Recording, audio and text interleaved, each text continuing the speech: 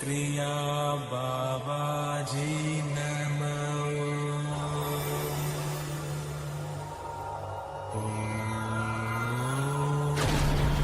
Kriya Babaji Namo.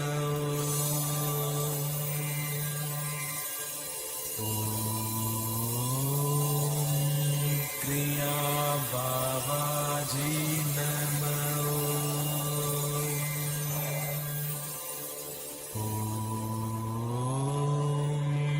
Kriya Babaji Namo.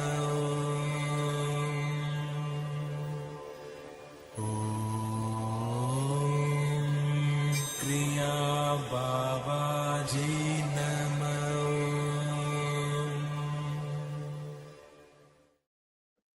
Welcome to our April 2nd live stream. Vedgurudev's live Q&A Kriya Yoga Satsang. We're joined by our member Veronica today. How you doing today, Veronica? So thrilled and happy, excited to be here for another Satsang. It's been a whole week and excited to see where our conversation will go. It's always a surprise, so can't wait. Outstanding. Yeah. So Veronica brought up that we should start our Satsang every week with Purnashuddhi Complete Yogic Breath. So are you ready, Veronica? I'm ready. I'll get me in the mood. Okay, well let's Yeah. warm up our body with some Purnashuddhi Complete Yogic Breath. Bring your spine straight. If you don't know how to straighten your spine, imagine a string on top of your head. Pull your spine straight up by pulling the string up. Bring your shoulders back, chest expanded, and slowly and gently close your eyes.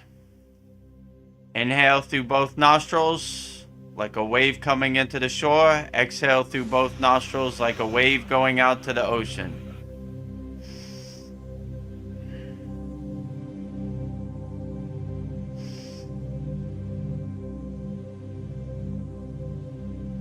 Breathe in the new fresh air through both nostrils. Breathe out the old stale air through both nostrils. If a thought comes into your mind, just detach, let it go. Be aware of your breath, be aware of your body. Purnashuddhi is an excellent way to start your day and an excellent way to end your day.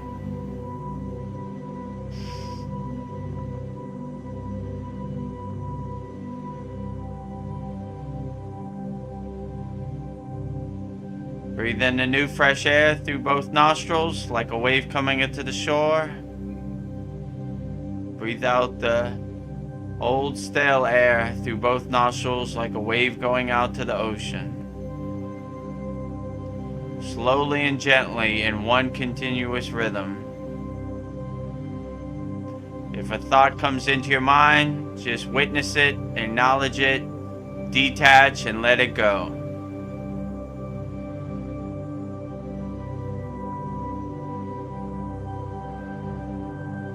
Be aware of your breath, be aware of your body.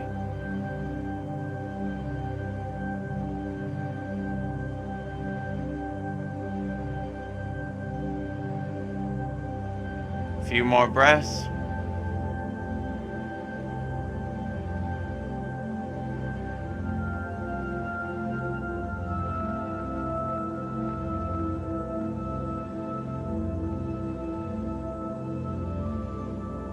Slowly and gently open your eyes, contemplate, and come back to your surroundings.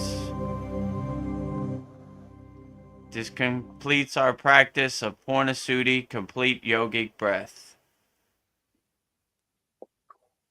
Oh man, thank you for doing that. I feel so relaxed.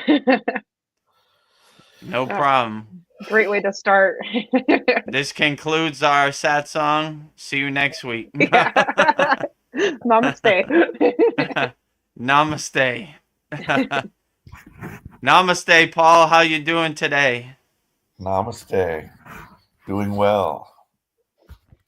Outstanding. How are you guys? Wonderful. Yeah, outstanding. Great. How's it feel to be back in Fort Worth, Texas? Fantastic. Great. Just getting ready for some hailstorms. This crazy Texas weather. They say that we might get some hail tonight. So, Oh, Oh, wow. yeah. Well, I did a lot of spring cleaning today. I cleaned out my bathroom completely, went through drawers, threw out stuff that's just sitting there. I don't know, cleaned the mirrors, cleaned out the bathtub, the toilet, cleaned the floors. So I'm doing a lot of spring cleaning. So feels good. great. So yeah. I don't know. I'm feeling the spring hitting me now. Just want to clean everything out. Yeah, me too. So, That's the first thing I did when I got back was just like clean, clean, clean. yeah. And as they say, the devil likes to hide in the dirt, so get rid of that dirt. Yeah, absolutely. Clear out all the boxes in your basement that are blocking your door from the divine. Open the windows, sweep out all the dust. Don't let that devil hide in your dirt in your house. Keep your temple clean, away from the devil. For sure. Well, here's a thought. I don't know. Buddha said it's extremely rare to be born a human, and I feel I haven't really appreciated this life to its fullest until now. So, 53, better late than never. But maybe now that I have deeper thoughts about my existence and how I want to live my life moving forward, I don't know. The fact that I've got Kriya Yoga has found me. I feel like I don't know, like appreciating things more. So uh, I don't know. I feel like I've been given the keys to like my spiritual advancement, I guess. So I don't know. I'm appreciating things more right now. So I just wanted to share that. I don't know. I think we don't realize how special it is to be here. We just like, oh, life is so terrible, but it's really great when you appreciate everything you have. So Yeah, yeah. I agree with you. It's the greatest gift ever living, and I really treasure being in this human existence. It's kind of a war zone out there, but like when you really start to appreciate the gift you've been given in this life, it's really a beautiful thing. And I agree totally. So I really treasure this life and appreciate it as much as possible. And I try to go as far down the path as I can in this physical existence, which is a beautiful thing. Yeah. Yeah, so I just got my eye injection today, and yeah, I was thinking like how I was feeling, in the Philippines. I was very like mad at the doctor, and I was even contemplating like I was gonna send them a message, and it wasn't gonna be nice, but I realized that that was anger, and it wasn't the way to treat the situation. Even though he should have like took responsibility, as you said, I just decided I'm just gonna forgive the doctor, Oh, go good. in there as if nothing happened, and so everything went smooth. We had a nice conversation. Neither of us brought that up, but it would have been nice if he had just said, "Hey, blah blah blah. Sorry about that," but you know, I can deal with it. So, I realize how I would have felt had I like said something and then later I would have been like regretting it, and I would have been like feeling bad in that office. But, normally, even though I'm getting a shot, I try to enjoy it. I like, the staff are very nice, and just, it's a breakup of my normal routine. So I don't really dread going there except for the injection part, but so yeah, it went pretty good. Great. Yeah. Outstanding. Yeah, it's I always a don't good thing to forgive and forget, you know. When when people do you wrong, it's more their problem than it's your problem, you know? So it's better just to let it, like, in yoga, they say be a lotus flower floating on the water, untouched by the water. Just, just floating above the water. Like, no matter what this water does, it can't affect me in the present moment. So it's just better to forgive people. They make a lot of mistakes out there, and just clouds passing in the sky, water under the bridge, you know? And just try to be the best person you can, and live in the present moment without any kind of anger or holding on to any lower emotions. Just let it pass. It's hard out there because this world is a true war zone, and they're going to test you, and it's a literal minefield out there. But you feel a lot better when you just forgive people for the wrongdoings and mistakes that they do. Yeah, and maybe he'll decide to do better moving forward. And I don't know, like when you have annoying customers, you don't want to deal with them, but you want to keep your doctor happy, and then maybe he'll give you better treatment and give you better attention moving forward. So I'm proud of you, Paul. Thank you. Yeah, Yeah, I'm proud of you too. I'm sure that was probably on the back of his mind. He's like, "Oh, is he going to ask me like why, something about that?" And he was probably nervous, and he was probably happy, that I didn't say anything. But and if he knows he did it, I know he'll be more careful, in the Yeah. future. So yeah. So happy ending. Yeah. Happy ending. I still didn't get the drug that, I've been trying to get, but what I did do is ask them first. I found out exactly what form was needed, and I asked her, "Is this the form you're using?" And she said yes. But then I thought, well, let me get a copy of what you've sent in. So I got copies of it. So I will take that straight to the VA and say, look, we submitted this form. This is the correct form. It's got the doctor's signature. And then the VA, it's such a tangled web but even at the VA, they're not the ones. It's the insurance company, but it's somehow it's through them. So I don't know. Somehow I'll get to the bottom this one of these days. Yeah. It's like a lot of bureaucracy. It's terrible. Oh yeah, so I had my first two yoga classes back at the studio, and everybody was, happy to see me. It's like I really noticed like how bad they kind of missed me, because I always sit in a certain spot. It's kind of weird the way we do that. Like Yeah. when you're in class, you kind of have like a chair that you sit in or whatever, but I have a certain place I like, and they were like, "Oh, we really noticed it. Oh, now that you're there, it's back to normal." And it was nice. And yeah, my body's like kind of sore because although I did do some yoga, I didn't really do like a very good job at it, I'll say. But it's much easier, I would say, like to do it in a class where somebody's just telling you what to do and how long to hold the pose and all that. So it's kind of Yeah. difficult to really have the discipline to do it yourself and to like come up with your own routine that you do every day. So it really helps to have the studio. So I'm fortunate Yeah. to have two yoga places where I can escape to. You are. Yeah, outstanding. 2 is better than none, that is for sure. So you get yoga from all angles. Oh, we got a new person. Oh, this is our new member, Tibor.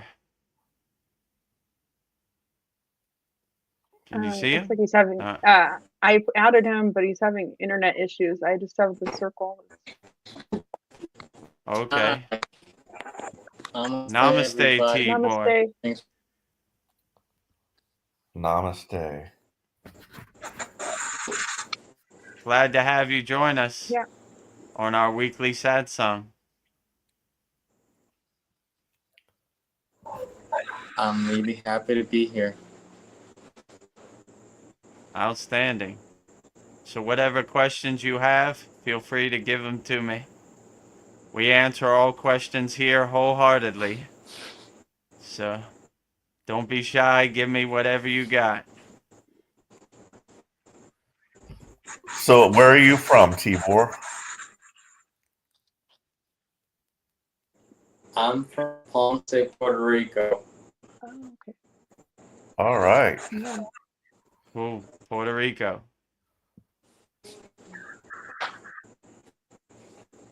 A lot of destruction I'm happened. very excited.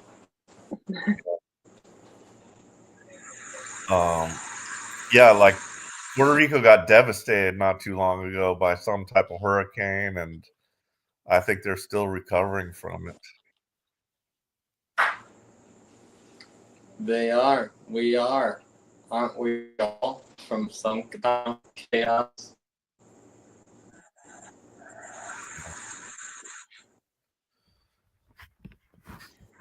Yes, we are definitely overcoming some kind of chaos or climbing some mountain.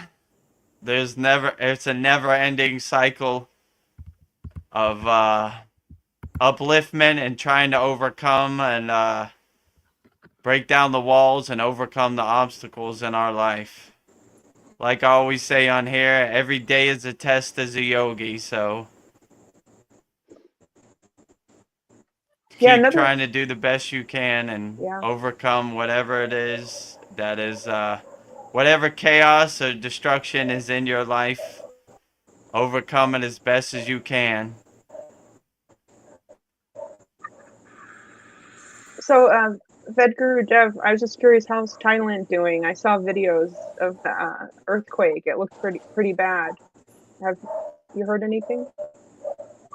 Yeah, so Thailand's doing okay. It's back to normal life. Like in Bangkok, where those earthquakes happen, that's about 2 hours north of where I'm at. It's more in the center of Thailand. I live on the ocean, which is down south of Bangkok. Yeah, people are resilient and they overcome. So that was I was in Bangkok the day before the earthquake happened, and I was lucky enough to get out of there in time before that happened. Yeah. So thankful for that. My ascended masters said, let's pack up and let's get out of here. I didn't know why at the time, but then when I saw that happen the next day, I was like, I'm glad I left that chaos and destruction behind. So I haven't been back to Bangkok. I've only seen what other people have seen on TV, like what happened. So better to look at it from a distance than be in the chaos. That's for sure. So yeah, it's better to get out of there in time. But yeah, around where I'm at, you can't even tell the difference. It's everyday life is going on as normal. So I basically only saw what everybody else saw on TV. Okay. But Bangkok is a big city. I think it's 16 million people, so it's like Los Angeles or New York City or something like that. So they don't have a lot of space, so they build up. So that's why when the earthquake happened, those buildings were swaying and stuff. So pray for Bangkok, but Yeah. it seems okay. I can't even tell the difference where I'm at, but pray for all those people that were affected by the earthquake that affected Bangkok. So yeah, I'm wondering how our brother Brian's doing. He told Yeah. me when the earthquake happened, he lives close to kind of Myanmar in Chiang Mai. So, but he was in Korea on his honeymoon. So I guess him and his family were okay. They weren't affected by it. Well, that's good. Yeah, I'm glad that you got out on time too. I was planning. Yeah.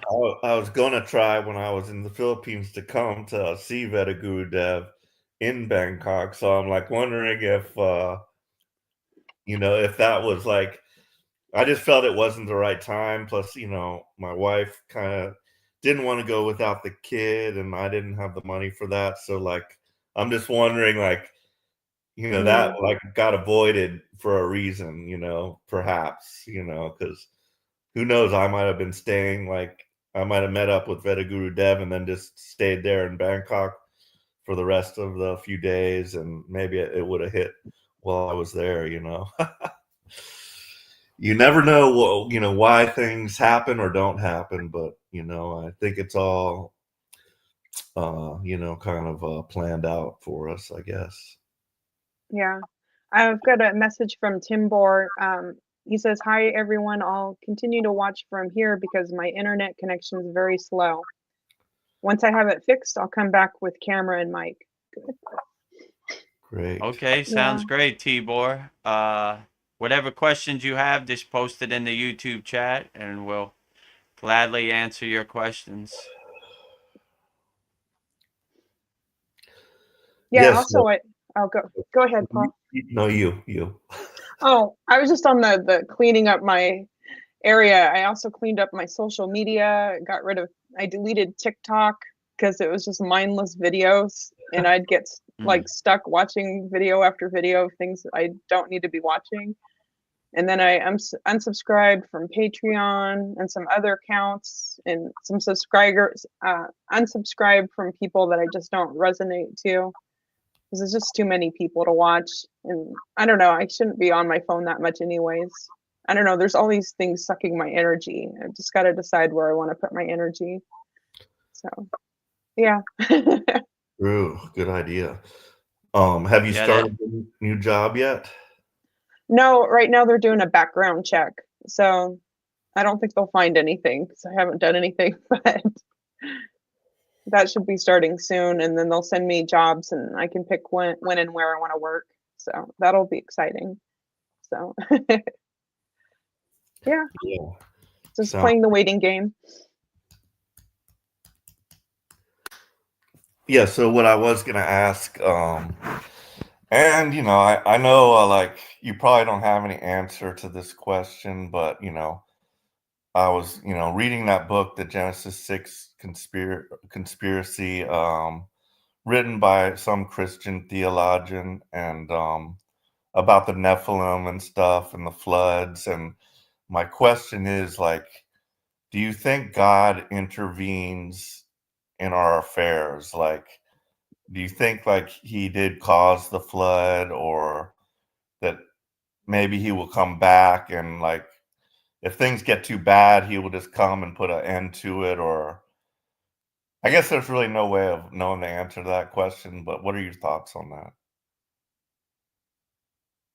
I would say God is probably busy where he doesn't have the time to intervene. He's probably on the other things, so he probably watches from a distance. If things get too crazy, maybe he does intervene, but I think the source, or depends which source you talk about, the source of our universe or the source of all millions universes.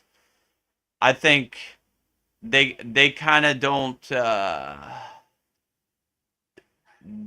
want to interact or change the outcome. They kind of watch more of it as a distance, I would say.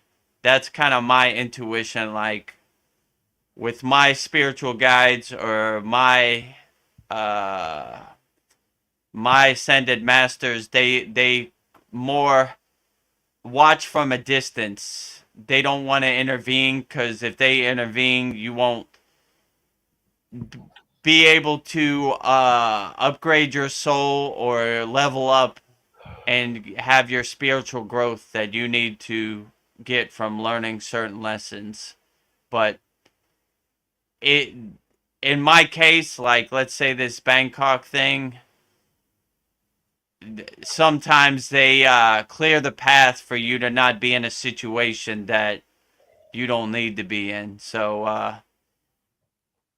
sort of they intervene sometimes, but more at a distance from afar. They're kind of more witnessing. So I try to do the best I can every day to make them pleased when they're watching the Vedagurudev movie on their television. Like, oh, I hope he doesn't do that. I hope he doesn't go that way. All right, good, you know.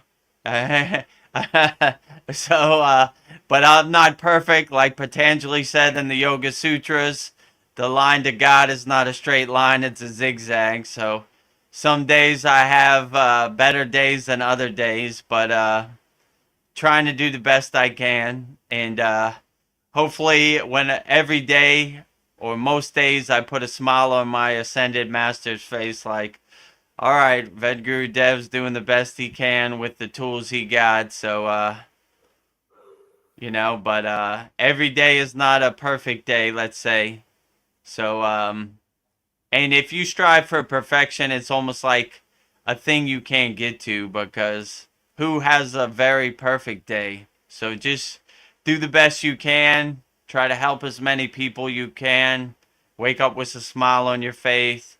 Be grateful for the gifts God has given you, and just be the best person you can in the present moment. But I understand, because it's even for me, it's a war zone out there every day. So I just try to do the best I can and see what happens. But I sleep easy at night knowing that I didn't do anything that would have disappointed my ascended masters or my spiritual guides or whatever deities I pray to. So I just try to do the best I can in the present moment.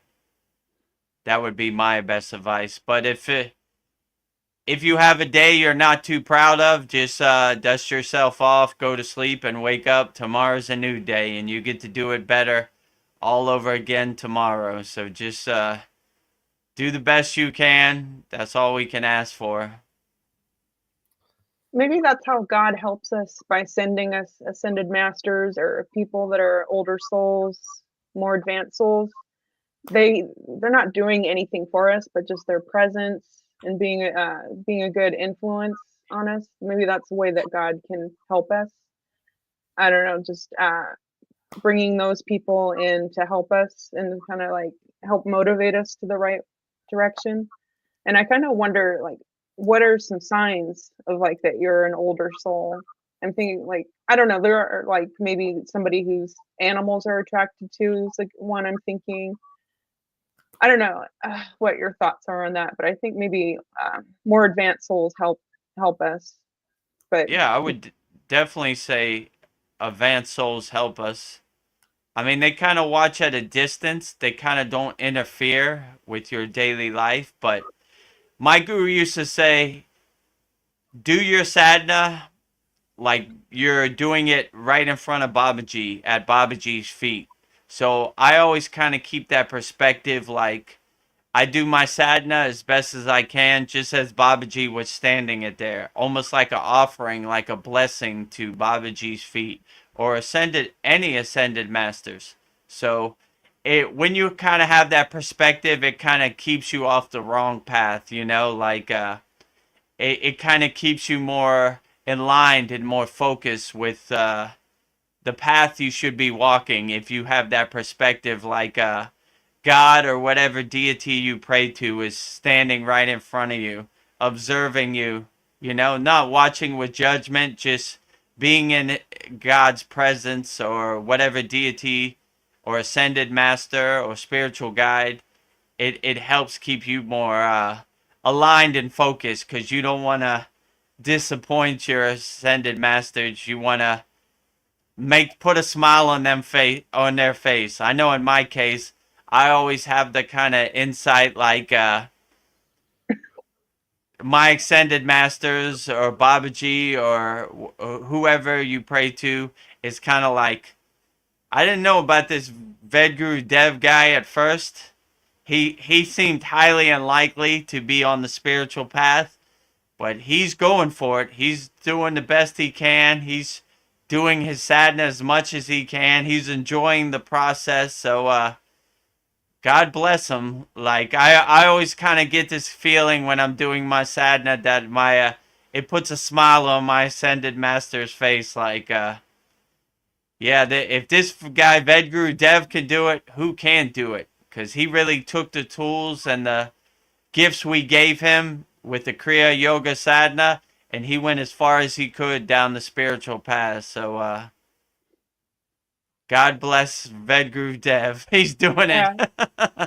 And if he could do it, anybody could do it. Like he wasn't born in a no yogic background or spiritual family. He just basically took the tools that we gave him and the kriyas we gave him, and he went as far as he could. Now he's doing even better. He's helping as many people with Kriya Yoga as he can. So, yeah, I feel they are happy about the progress I've made. But, like, I like to do my sadhana. Like, all my ascended masters are in the room observing me. So, it keeps me more in line and on track. Like, when you have that perspective, like if you think Archangel Michael's over you watching you do your practice, you don't want to disappoint Archangel Michael. So you do the best you can. So I always have that perspective. I have an audience of ascended masters and spiritual guides observing my practice every day or whenever they can. So that keeps me more in line and more laser focused on how I should do it, the sadhana. Because my guru used to say, yeah, just keep your temple clean in case God wants to visit your temple. Your temple meaning your body. So I always try to keep it as clean as possible. So if any ascended master or any enlightened being decides to visit my ashram or my temple, I'm ready for them. So like my guru told me before, we stay ready so we don't have to get ready. So I don't have to clean up if my ascended masters come because I already keep it clean.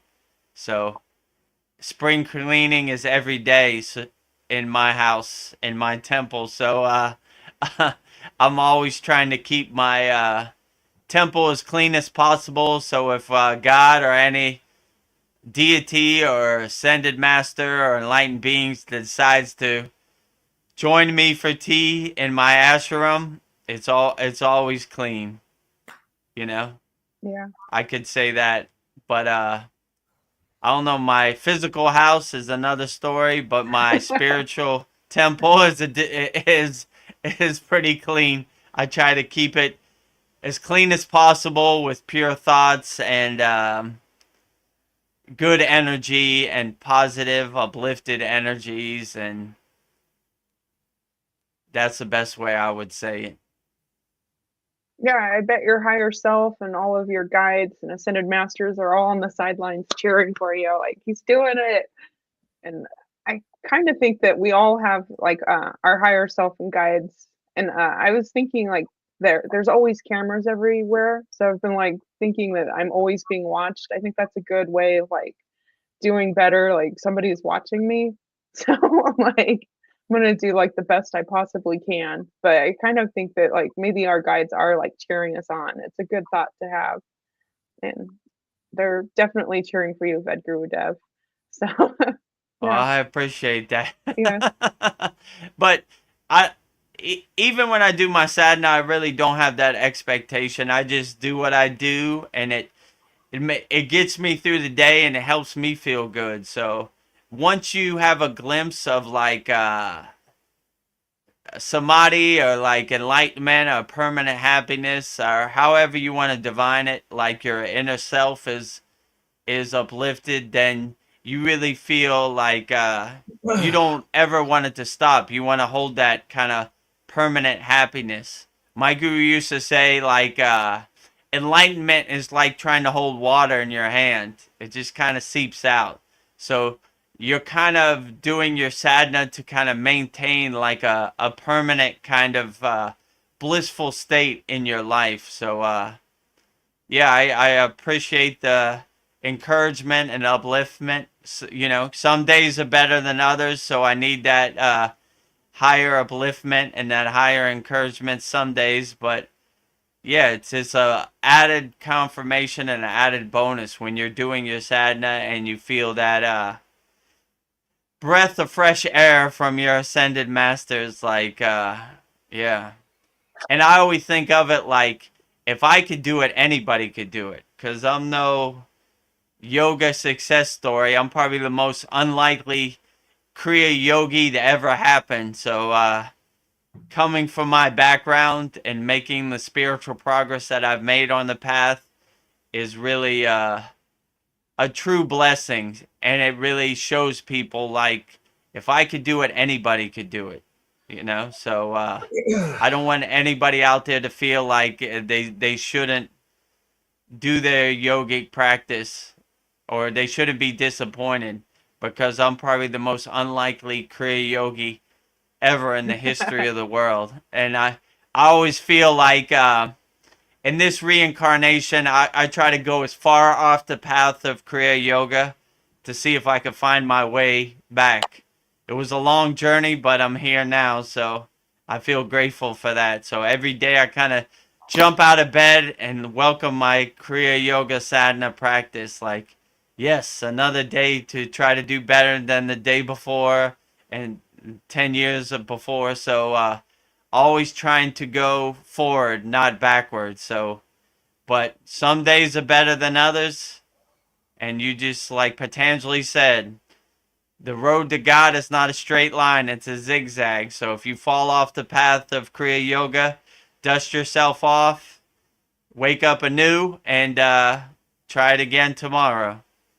And some days, my guru used to say, some days you just need to go to sleep and call it a day and wake up again. Like I'm dead. Yeah, because some days are really tough, and you just all right, I'm not gonna try to force it. I'm gonna just go to sleep, get my rest, and wake up anew tomorrow and forget. You know, the past is just a distant memory. So forget about it, dust yourself off, and try again tomorrow. But it's definitely a war zone of Maya and distractions and delusion out there, and you always got to be constant guard, protecting your consciousness, and have your Kavacham shield up all constantly. So just because I'm wearing all these mala beads and wearing this white clothes doesn't mean I don't go through it either. I go through it too. So, but just take insights from me that if I could do it, anybody could do it. So don't be discouraged on your spiritual path, my friend. When I went to the Himalayan mountains, I remember I was like, whoa, that was a tall mountain to climb. And all the other people and my guru looked at me and like, we just getting started. It's 20 kilometers that way. And it reminded me. And from that day on, my guru always used to say, peaks and valleys, Vedagurudev, peaks and valleys. Because when you go up the Himalayan mountains, you go over one mountain, then you go down the valley, then you go over another mountain, then you go down the valley. So it's a constant reminder that once you get over one peak, there's always 10,000 more peaks to go over. So keep going forward. Don't go backwards. Don't get comfortable. Just keep moving, you know. We're Kriya yogis. We're action yogis. Kriya means action with awareness. So we take action. We don't stay dormant. We don't stay still too long. We keep moving. So there's always some more Kriyas to do. There's always some more practices to do. So keep moving forward. Don't get comfortable. Once you cross one peak, look for all the other peaks and keep on moving. So peaks and valleys, my friend, peaks and valleys. So even though you're in a valley today, you might be in the peak tomorrow. So keep moving, you know? Keep climbing, keep going through those peaks and valleys, and who knows where you end up. It's an enjoyable adventure, let's say it like that. So enjoy the journey. Don't get too dormant. Don't stand still too long. Keep moving. So, like my guru said, we don't talk about Kriya Yoga. We don't tell stories about Kriya Yoga. We do Kriya Yoga. So when you experience Kriya Yoga, you have the knowing of what Kriya Yoga is. And that's the best, doing Kriya Yoga. What other stories other yogis have told, that's good for them, but we're living our own story. So we're not attached to any other stories. It's good for around the campfire, you know, but live your own story, experience your own Kriya Yoga journey, and that would be the blissful experience of all. Well said. I was thinking if a ascended master came into my body, they'd probably catch a buzz with all the nicotine, alcohol, and caffeine flowing through my veins. Like, But no, I'm doing better. You know, I'm working on it. So, but yeah, peaks and valleys for sure. Peaks and valleys, or maybe they want to experience what it's like to have nicotine in their yeah. body. So who knows, you know? Who knows what's going on in this crazy world, you know? I mean, that's why I always like in yoga when they say a God defined is a God can find. Like, who knows what God wants to experience? And anybody that tries to tell me this is what God is thinking, this is what God is doing, I try to get away from that person as quick as possible, because who knows? Like, what kind of ignorance would that be to say you know what the source is thinking? You know? That's an ego play I do not want to be around. I have no clue what the source is thinking, or, you know, it's beyond my comprehension. So, you know, anytime people say God said this or God said that, I was like, I have no clue what God said. Even in my experiences or what certain ascended masters have said to me, I try to not let that get too wrapped up in that ego play of like, I know what God says better than anybody else. I have no clue, you know, what God said, you know. It's hard to discern with physical words anyway, and why would you even want to discern it? Or I see it more as like treasure that I should not take for granted. I should cultivate, like, I really, whatever insights or darshans I have gotten on the path, I've really treasured those, and you know, like, try not to expose them to the glare of the outside world. If I give those treasures to people who need them, and give them upliftment on the path, but me, basically, I only give it to people who are worthy of hearing what I'm saying. That's what the best way I would say it. So they say in yoga, we only talk to people that can hear what we're saying.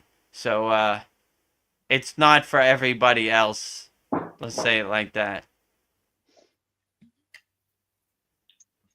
I don't know. I feel like I'm just trying to like cultivate the best possible version of myself with the using the kriyas, but I feel like I'm like bearing my soul. I just feel very vulnerable, but maybe that's what I need to do. And I don't know. Sometimes I feel like this world's gonna break my heart, but I just need to just keep pouring as much love as I can into this world. And I do feel like every day I'm being tested, but I don't know. And sometimes I want to give this world the middle finger and just like I'm done. But I don't know. I just keep going and no matter how many, people might hurt me, I'll still love them. And I don't know, just bring as much love and peace to this world. And I don't know, I can't worry about other people. I just got to do the best I can and keep moving forward. But yeah, being tested every day. Oh, Yeah. Tim. Yeah, go ahead. Oh, Timber just posted a comment real quick. He just says, when the student is ready, the master appears. Absolutely.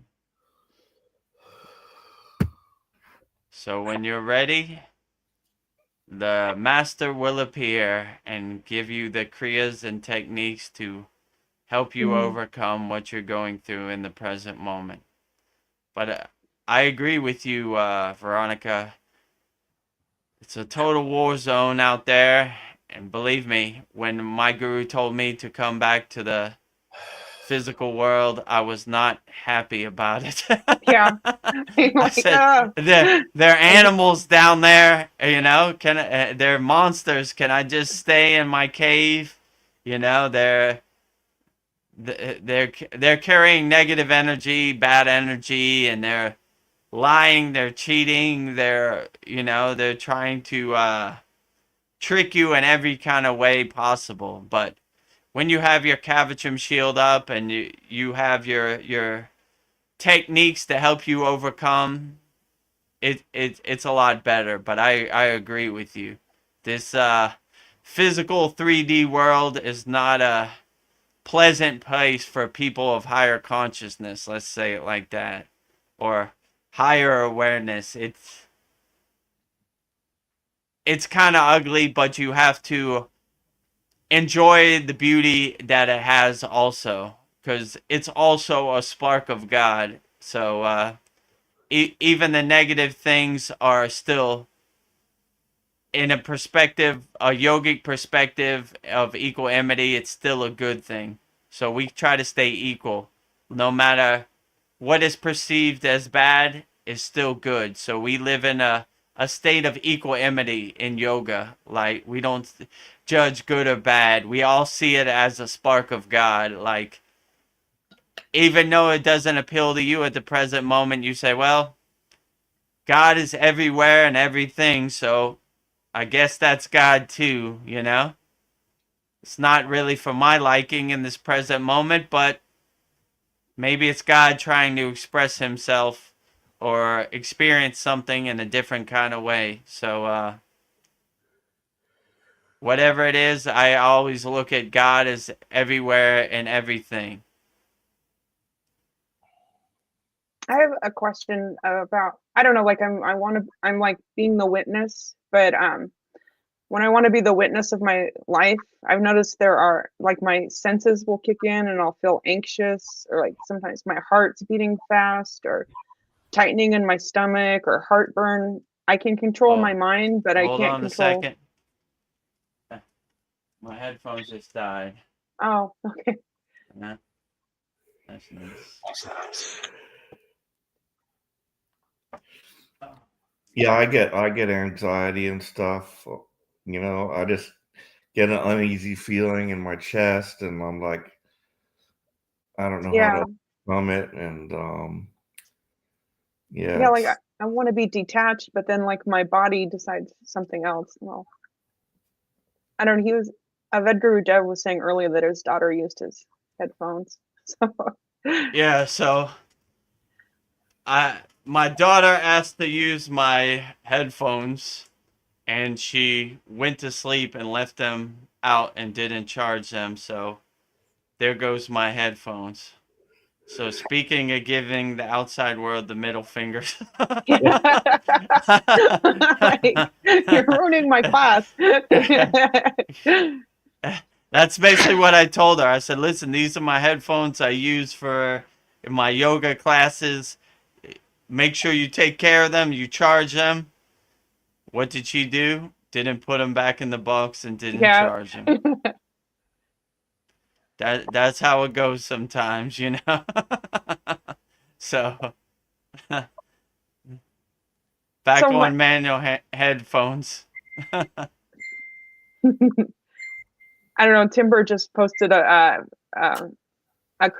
laughing, crying face. I So I think guess his name is Tibor. Tibor. I'm sorry, Tibor. Yeah, no problem. I What were get you gonna I say? guess my question is like, my body doesn't want to be like a witness, because my body has decided on its own that it's going to like be like I'll feel anxiety or my heart beating faster, like, or feeling anxiety. And how, I don't know, how can I control my body? I can control my mind, but I'm having a hard time controlling my body. How does a yogi stop this? Yeah, so basically, you have to come to the realization that you are the king of your castle. Like you're in control.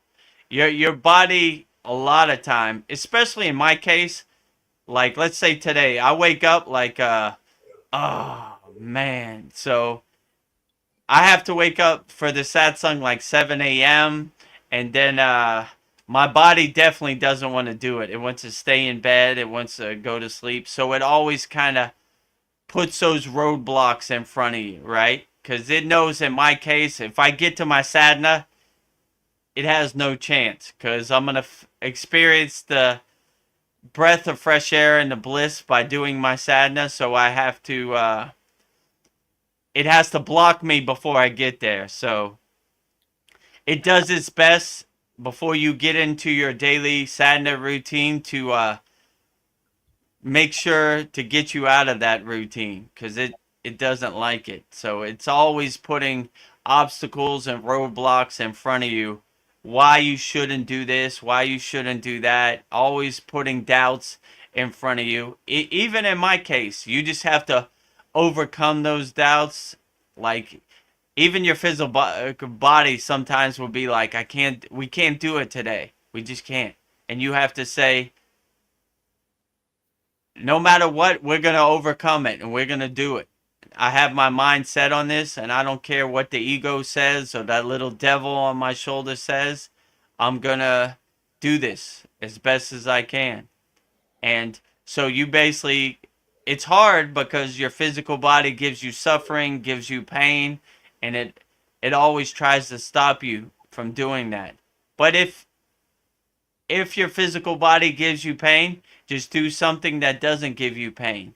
We have so many kriyas in our Kriya yoga school that there's always something you could do, right? If you can't do physical postures, asanas, then do pranayama breathing or do meditation. And a good technique when your body tells you this, just use the technique Sudi, which is cleansing and purifying. Just if a thought comes into your mind, just detach and let it go. Just detach and let it go. You know? I'm not attaching to this thought. I'm just detached and letting go.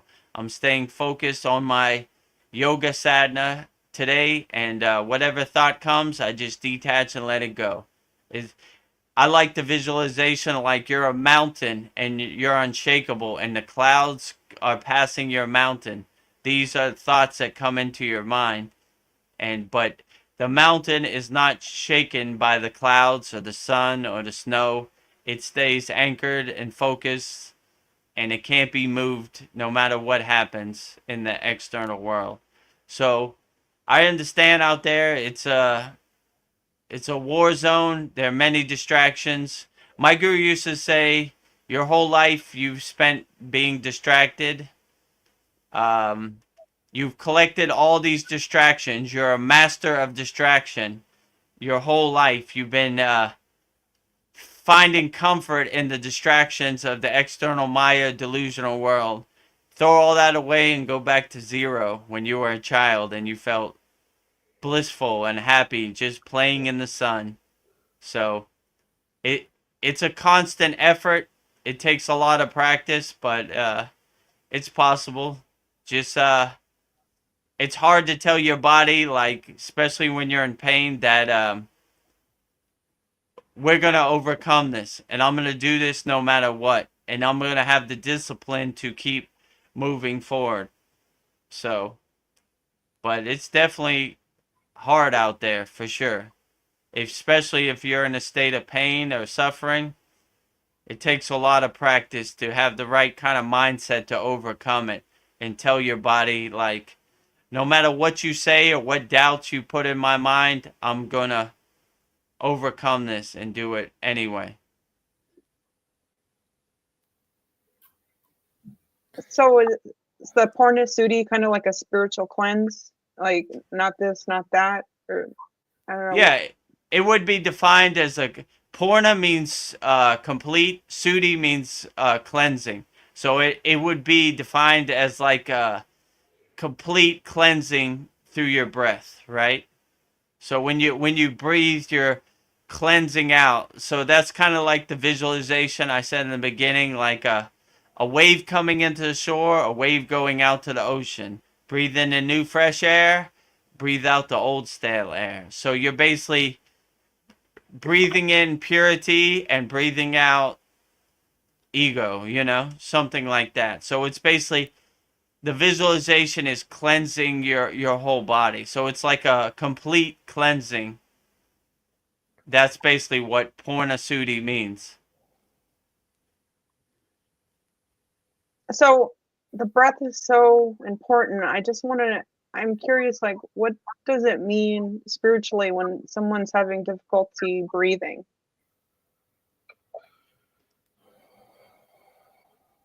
I mean, it's hard to say, but I would say if you're having trouble breathing, it's just a tough mountain to climb.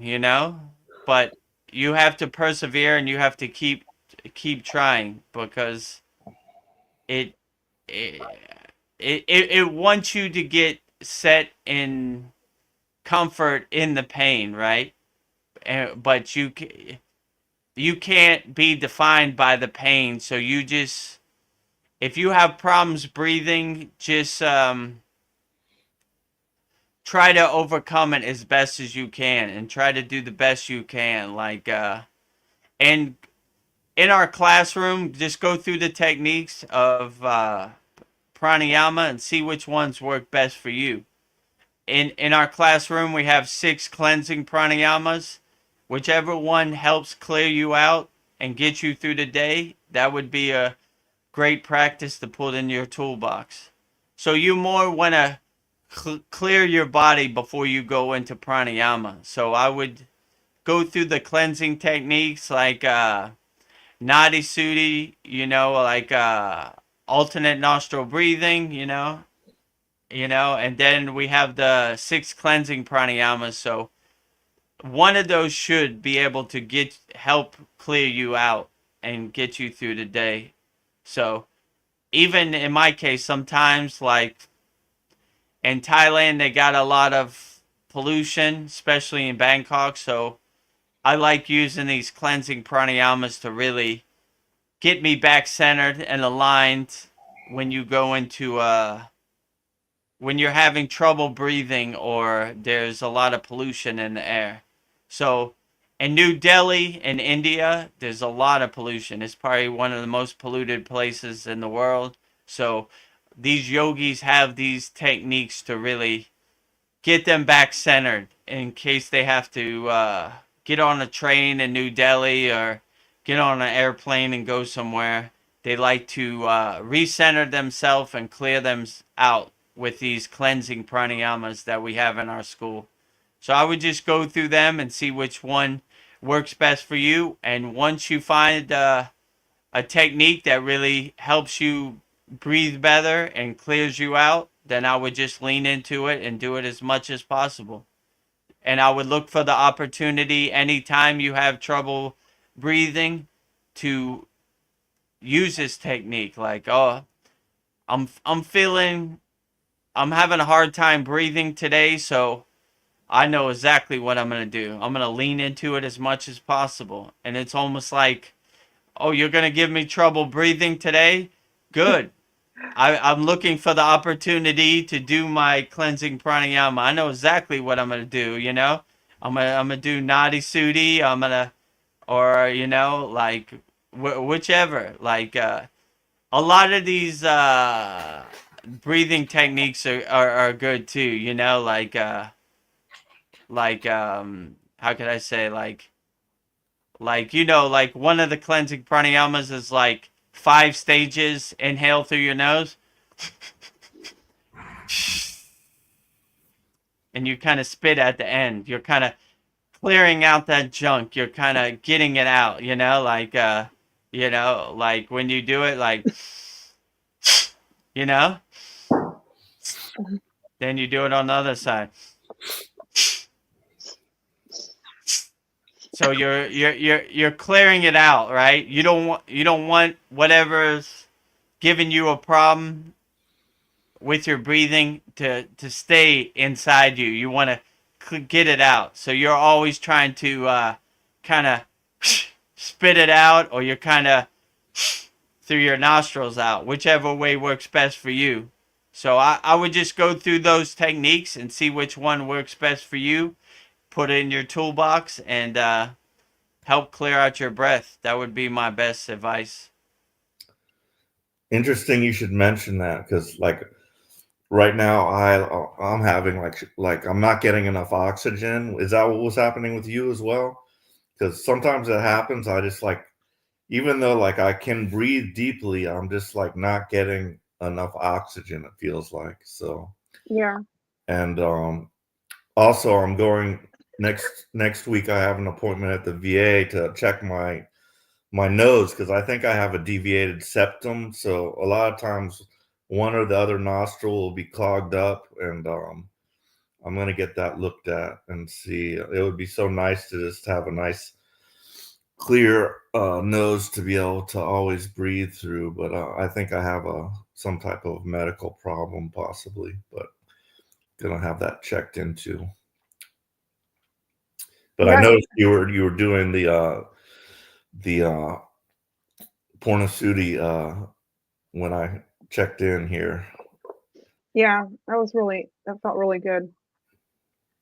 Yeah, I think it's a good way to start our classes. We always start that way, but it's a good way to start our satsang and give some people out there some basic techniques to help them get them through the day.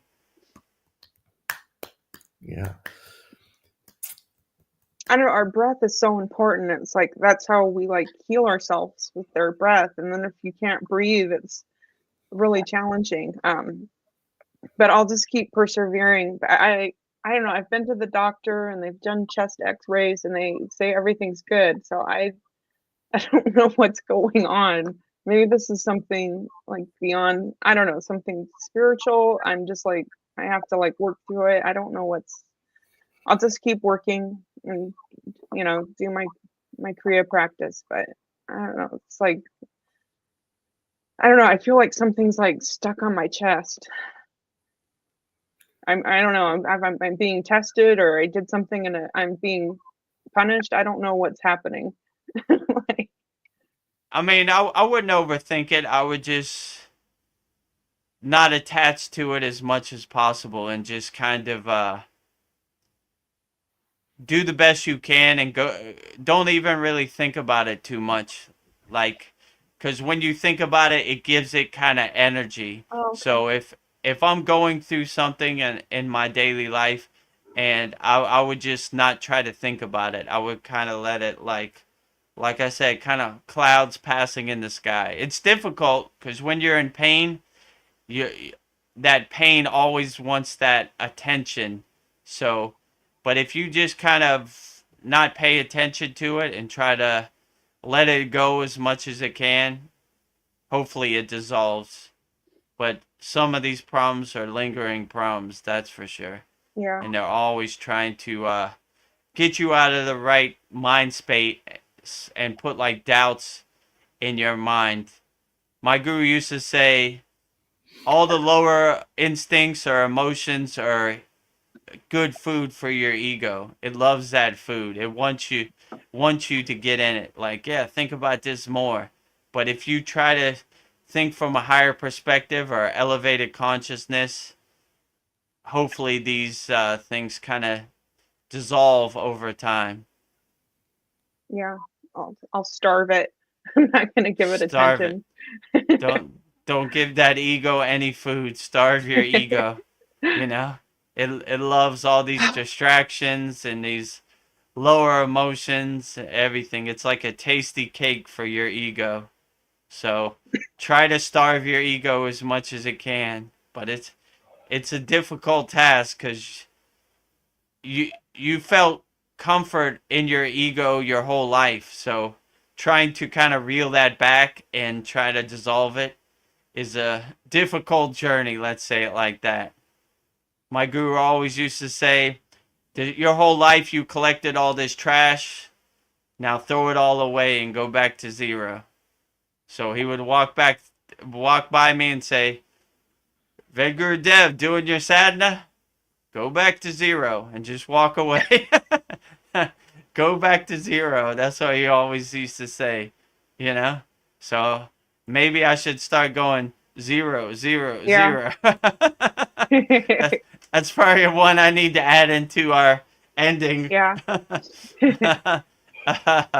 So it is a good confirmation to like all this stuff you think you need, you don't really need. So travel light, my friend.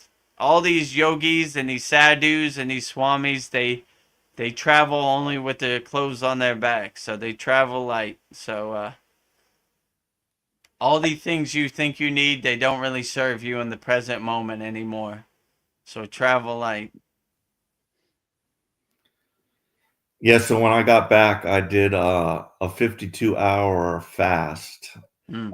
just to like kind of purify, because I kind of, they eat good food, but they fry it in unhealthy oils, and there's also going out and eating junk food and stuff. But so I didn't eat as good as I usually eat here, and I felt like I needed to fast. I think it's a great idea to fast every once in a while.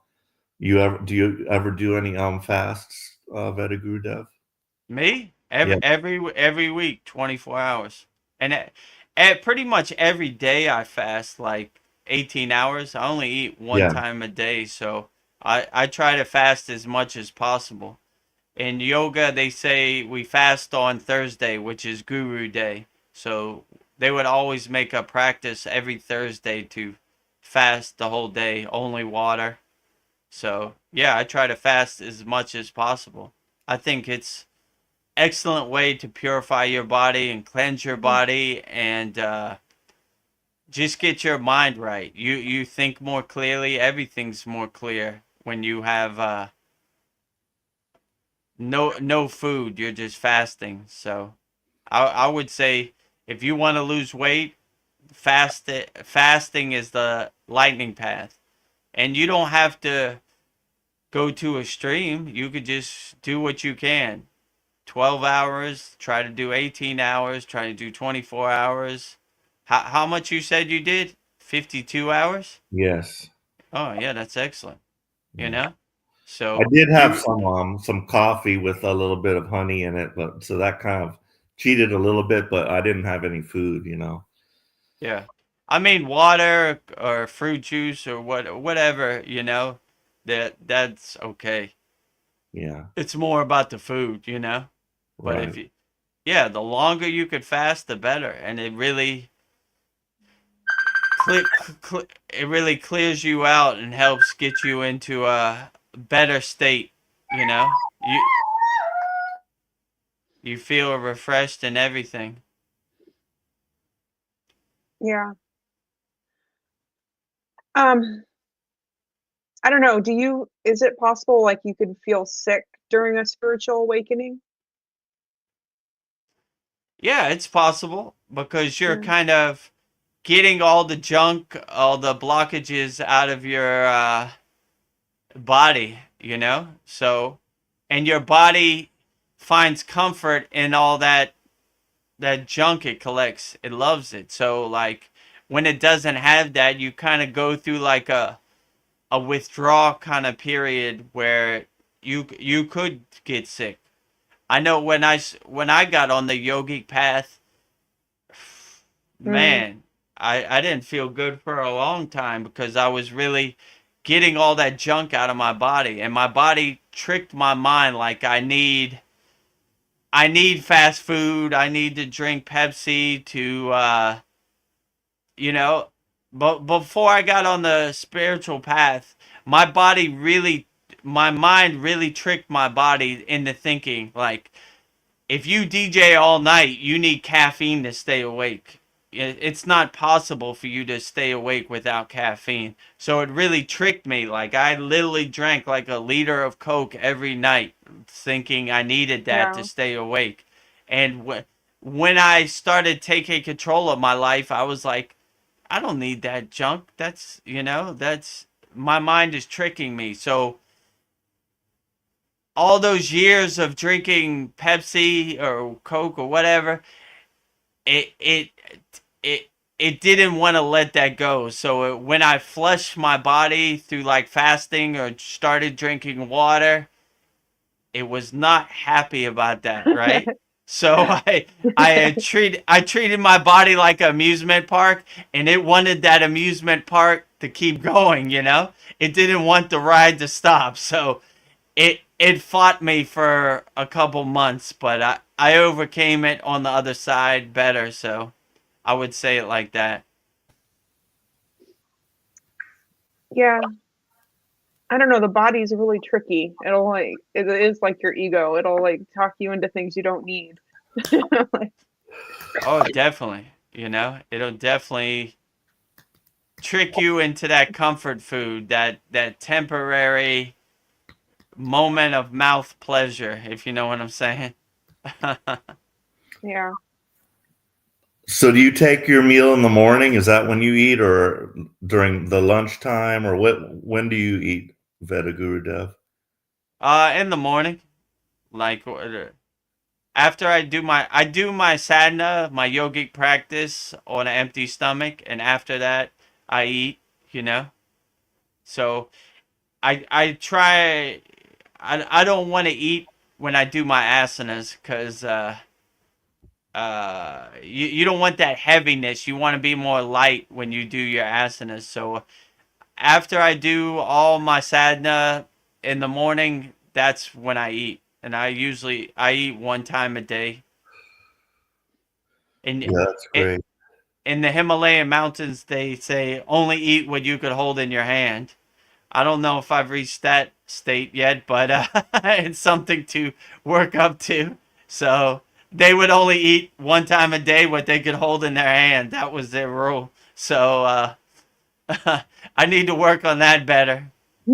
Maybe I got two hands right now, but I'm looking to get to one hand. So, but yeah, fasting is probably the lightning path to definitely losing weight and clearing out and cleansing your digestive system and everything, getting all that stuff out. So, but yeah, I understand when you go to the Philippines that that Jolly Bee is calling. Oh yeah. Well, sure. I was like, uh, oh, I like that Jollibee Filipino chicken, so let me go check it out. Right? Yeah.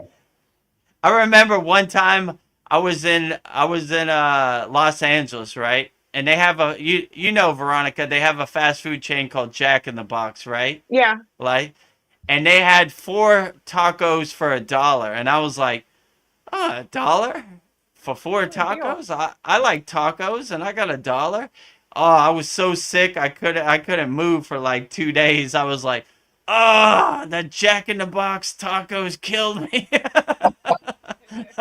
So the same thing. That Jollibee sounds like a good thing until you do it, and then the next day you're like, oh, I shouldn't have ate that. The chicken was so delicious, but I shouldn't have did it. Those Jack in the Box tacos, they tasted good for the first 10 minutes, but I'm dealing with it right now, you know? Yeah, those Jack in the Box tacos are horrible. They fry. I think they fry it, and they're deep fat fried. I think, So yeah, can't be too healthy. Oh, it wasn't healthy. It did me in for a whole day, that's for sure. Yeah. I had to be close to the toilet. Let's say it like that. You know. So stay away from those 4 Jack in the Box tacos for $1. They're treacherous.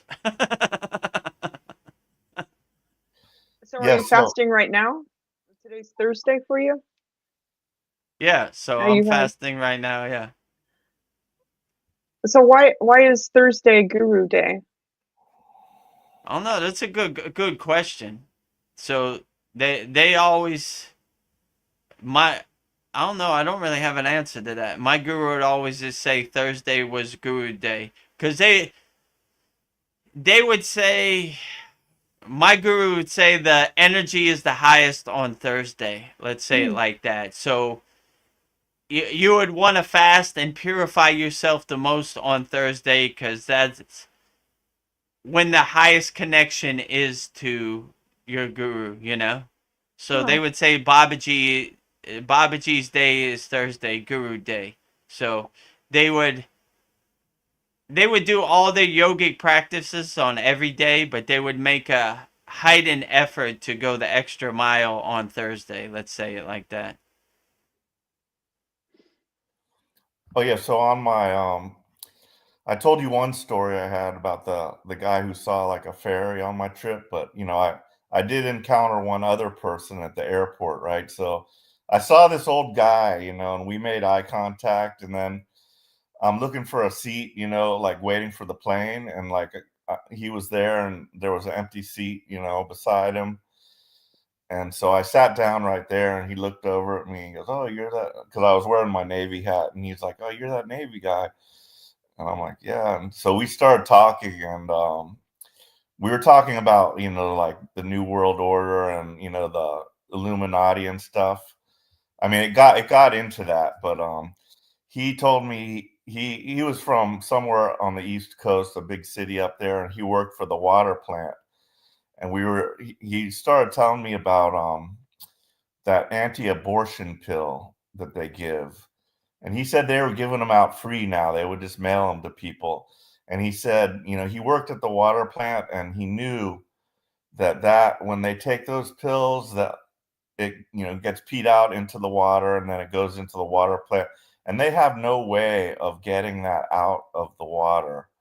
So even after the water's purified, that is still in the water, so it makes its way back, to you, and you end up drinking it. And so who knows what that could be causing. But then we started talking a little bit about COVID and about the cures that they didn't want us to use, which is the ivermectin. I don't know if you've heard of that, but there's ivermectin and there's hydroxychloroquine or something like that. And so a while back I had bought, and what he also told me was like he was studying that, and he was like saying how the ivermectin it's an anti-parasite thing, and they give it to horses, right? But you cannot buy it, so except for like the horse version. So I did buy some of that stuff, just in case, because they say if you take that, that's gonna take care of your COVID if you catch it.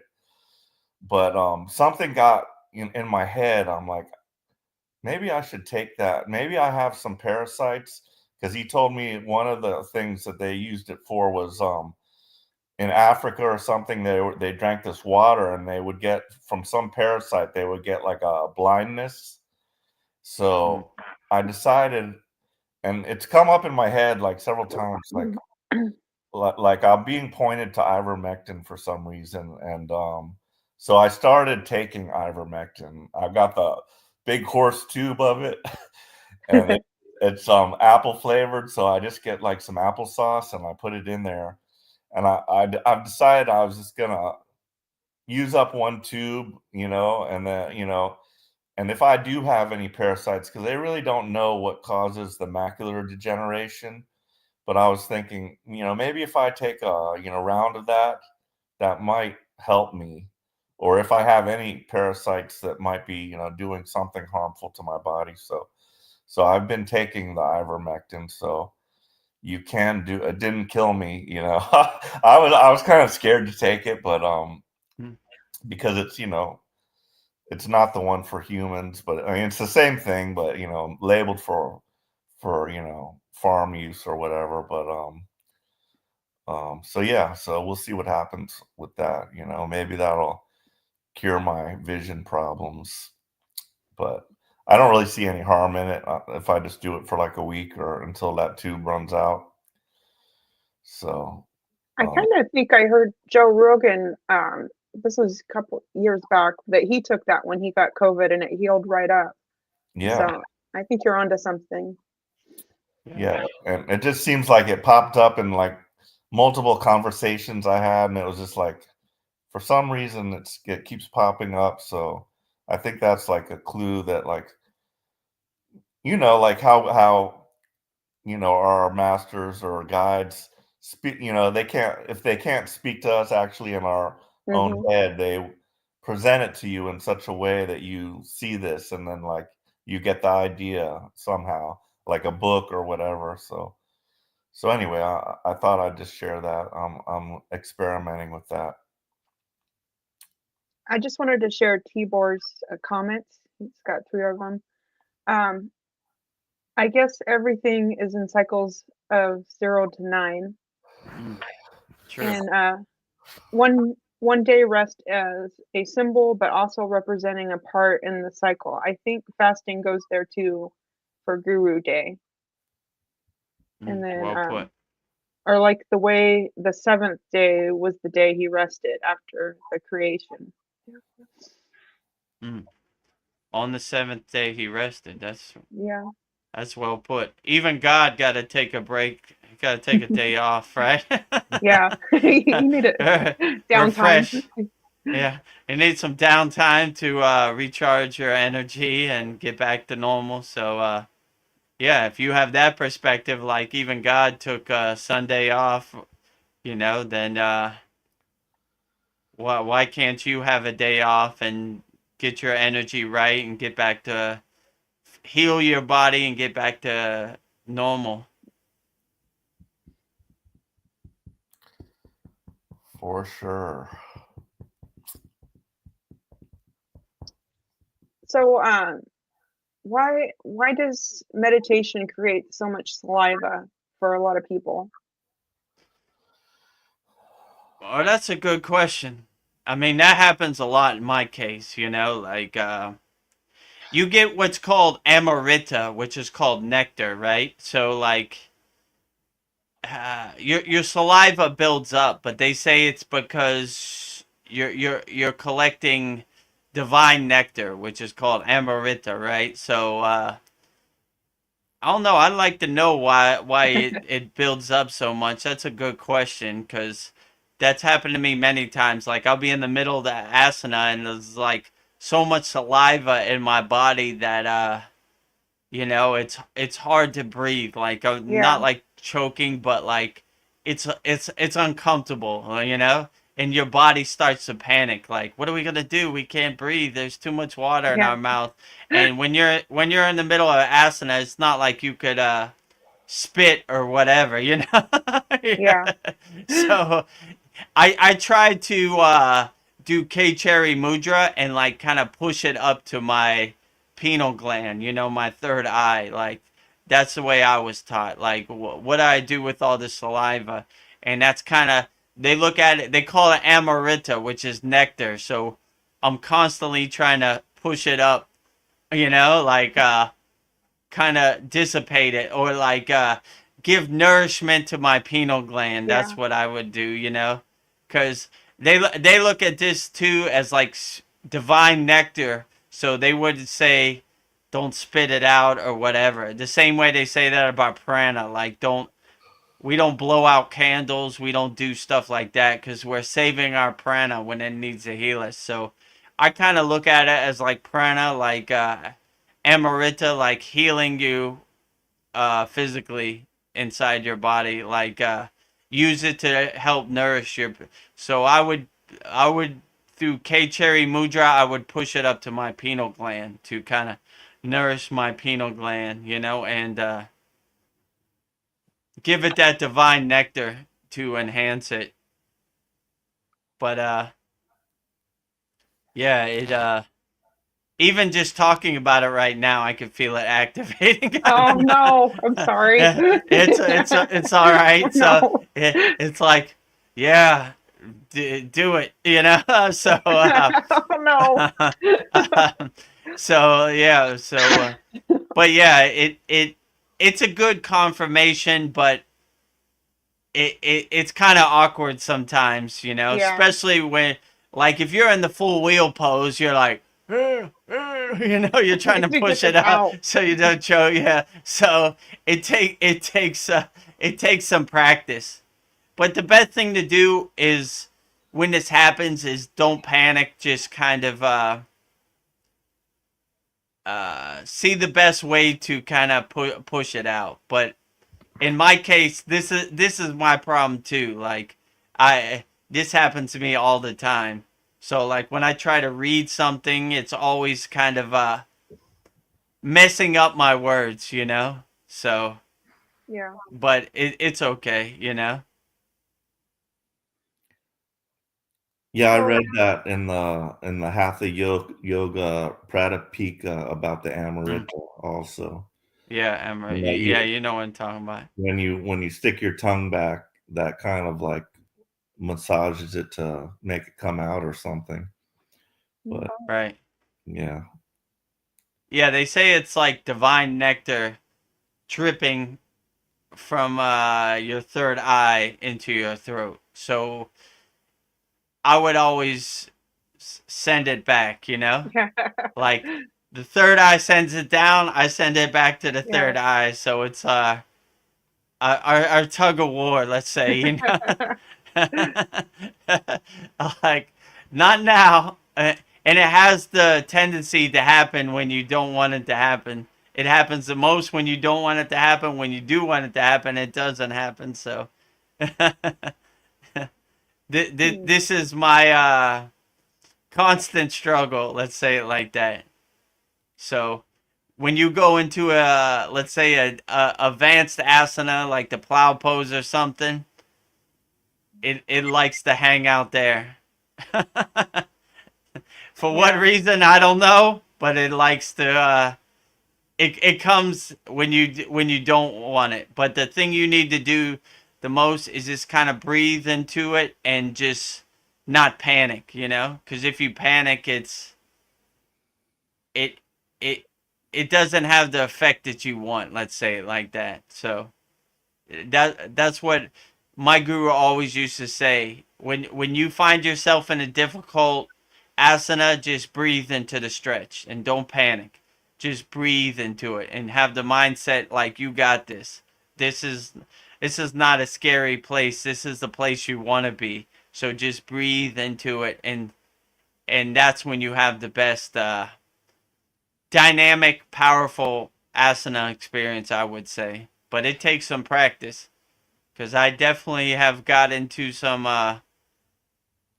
pretzel yogic postures where it was kind of scary, and your body has a tendency to panic when you get into those pretzel hard to breathe positions. But if you keep in your mind like you got this, just breathe into the stretch, you'll be perfectly fine.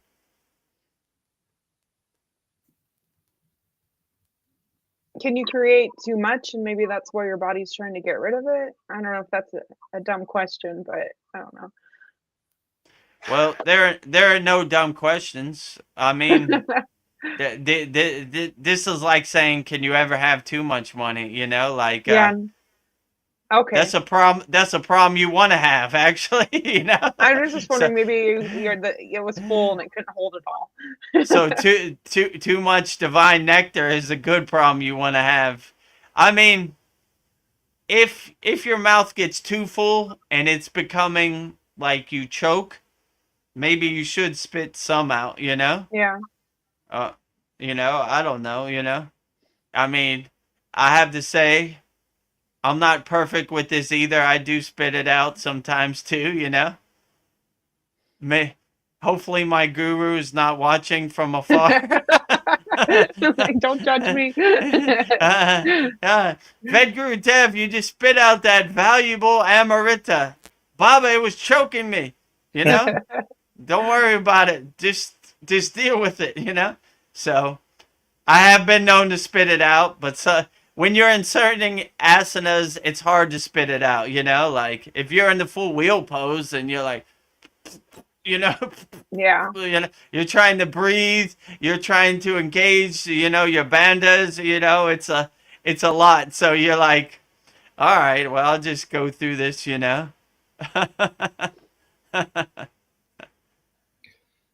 so I did. I got on the David Wilcock, while he was live, Mm. and I made some posts, with the link to the free Kriya Yoga school, but the link was not clickable, so he might have something turned on because he probably doesn't want advertising and stuff. So the link was not clickable. So the only way is like, and I tried to time it. Like what I'll usually do is I'll like have my message ready, and then when I see that he's like looking at the screen and like answering messages, or if somebody does a super chat, because he usually always responds to that, then I'll like throw the message out. But I couldn't catch him on time. So it's going to be tricky to get him to say something about it or to get anybody to pay attention to it. So I don't know if that idea is going to work or not. I don't know. I Yeah. was watching it at work, and he's talking about a soul's ascending, the people that have higher consciousness, and I Right. just typed in a question like, can Kriya Yoga help with ascending your soul? I hear it's the lightning path, but I had to go back to work, so I don't know if you read it, but I just kind of planted the seed. Yeah, and So sometimes the chat, because he's so popular and there's like 5,000 people, it goes by so fast. So if he, it's very hard to catch him. But I did one time catch him, and I asked him something about the soul trap because we were talking about that with Chad and stuff, and it came up several times on different things I was watching, and I was just wondering about soul trap. Like, are we bound to just keep coming back here, and is there some evil entity like doing this to us? But yeah, he didn't believe in the soul trap, but yeah, about the ascension, that's very, that's what, he says he channeled Archangel Michael, and that's what Michael's telling him and then he says it's going to be this year, some event's going to happen. It's non-catastrophic because, like they say, like a lot of times what happens is a solar flash, but it would like what happened in like the 18 somethings, it was called the Carrington event, and it blew out all the telegraph lines. But like back in those days, we weren't so dependent on electricity. But if it was much harder, I mean, these days it would blow out everything wherever it hit, and it could also fry life, but he's saying something like a solar flash will come, but it will not be catastrophic, and it will like kind of push us into like yeah, ascension. And so who knows what's going to happen, but I do feel something's going to happen. I don't know. I don't Yeah, know. we'll stay ready so you don't have to get Yeah. ready, Yes. What in yoga they say, no matter if it's the end of the world, let your samadhi be unshakable. So whatever happens, we got the tools to overcome it, and we'll just enjoy it with a smile on our face in a state of equanimity. Like, so I welcome the divine flight or the ascension. Please. Yeah, because I mean, he describes it as something great to be looked forward to, and it's going to lead to the next golden age here on Earth, and so I tend to believe that. But Yeah, absolutely. All these yogic songs are like that. Like Marit Unja is like the fruit is detaching from the tree. Like symbolizing like taking the golden flight. So all these yogis, their songs about like, please let me ascend and let me get into a state of Mahasamadhi so I could leave this physical world. I don't. Tibor had some comments on this too. I think life is an addictive experience, Mm. and that's why we keep coming back, because we're like that. That was awesome. Let's do that again. Yeah. Yeah. So my guru would say 99% of these people are destined to come back because they're in love with the chain that enslaves them. Let's say it like that. They want to do it again and again and again. But us as yogis, we kind of pivot and change course direction, right? So I'm trying to go less, not more, if you know what I'm saying. I'm not trying to make the same mistakes I made in the last incarnation in this incarnation. I'm trying to elevate and learn and grow and change directions, change course, so I can leave this physical plane and enjoy the ascended masters around the yagna. What are your thoughts about like collective karma? Like maybe like the Nazis as a group, like how are they held accountable for their actions? But then it could be like a group that's positive too. But I don't know. What do you think about collective karma? Um, I I don't know if you can have collective karma. It's more a personalized, individual kind of Mm. thing. So you can't really be held accountable for the mistakes that other people make, right? Like, I don't know. Can I be held? Can it be my karma that the I don't know, like American government did something? Not really, you know. That's yeah, more their karma, not really my karma. or maybe like if you saw something bad happen and you didn't step in to do anything. I don't know. That could be part of the. I don't know. That's a Yeah, hard question to answer. yeah, that would be more. That would be different because that's something that you can control in the present moment. Mm, Stuff outside you that you really can't control, you really can't be held accountable for stuff that other people do, you know? yeah, So, I mean, if something happens in front of you and you don't do anything, that's different. If something if a tree falls in the woods and you didn't hear it, did it really fall? So, if you went it before the council of elders and they said Donald Trump ate a cheeseburger 10 years ago, that's your karma. You'd be like, what? How does that affect me? You know what I'm saying? yeah, So, like I'm trying to burn this mountain of karma I have. I can't be held accountable for something that other people does. That's their mountain of karma. So you I don't know if it's more of an individualized personal thing like karma in the present moment, I would say. yeah. I just like think like you're in war, you're just following orders. But I guess it probably does come down to individual karma. Yeah, I mean it depends like in war it's difficult. It's more their karma cuz they're forcing you to do something. It unless you want to do it. So I don't know. That's a difficult question to ask. Yeah, Like, I mean, I don't know. Like in my personal state, I don't believe in war, and uh, it I don't think I could be forced into war. Don't test me on it, you know. But it doesn't resonate with me. Let's say it like that. Like hurting other people for a certain narrative is not my thing, you know? I'm not saying, you know, I don't know. I don't yeah, resonate with it. Let's yeah, say it in my present spiritual vibration, you know?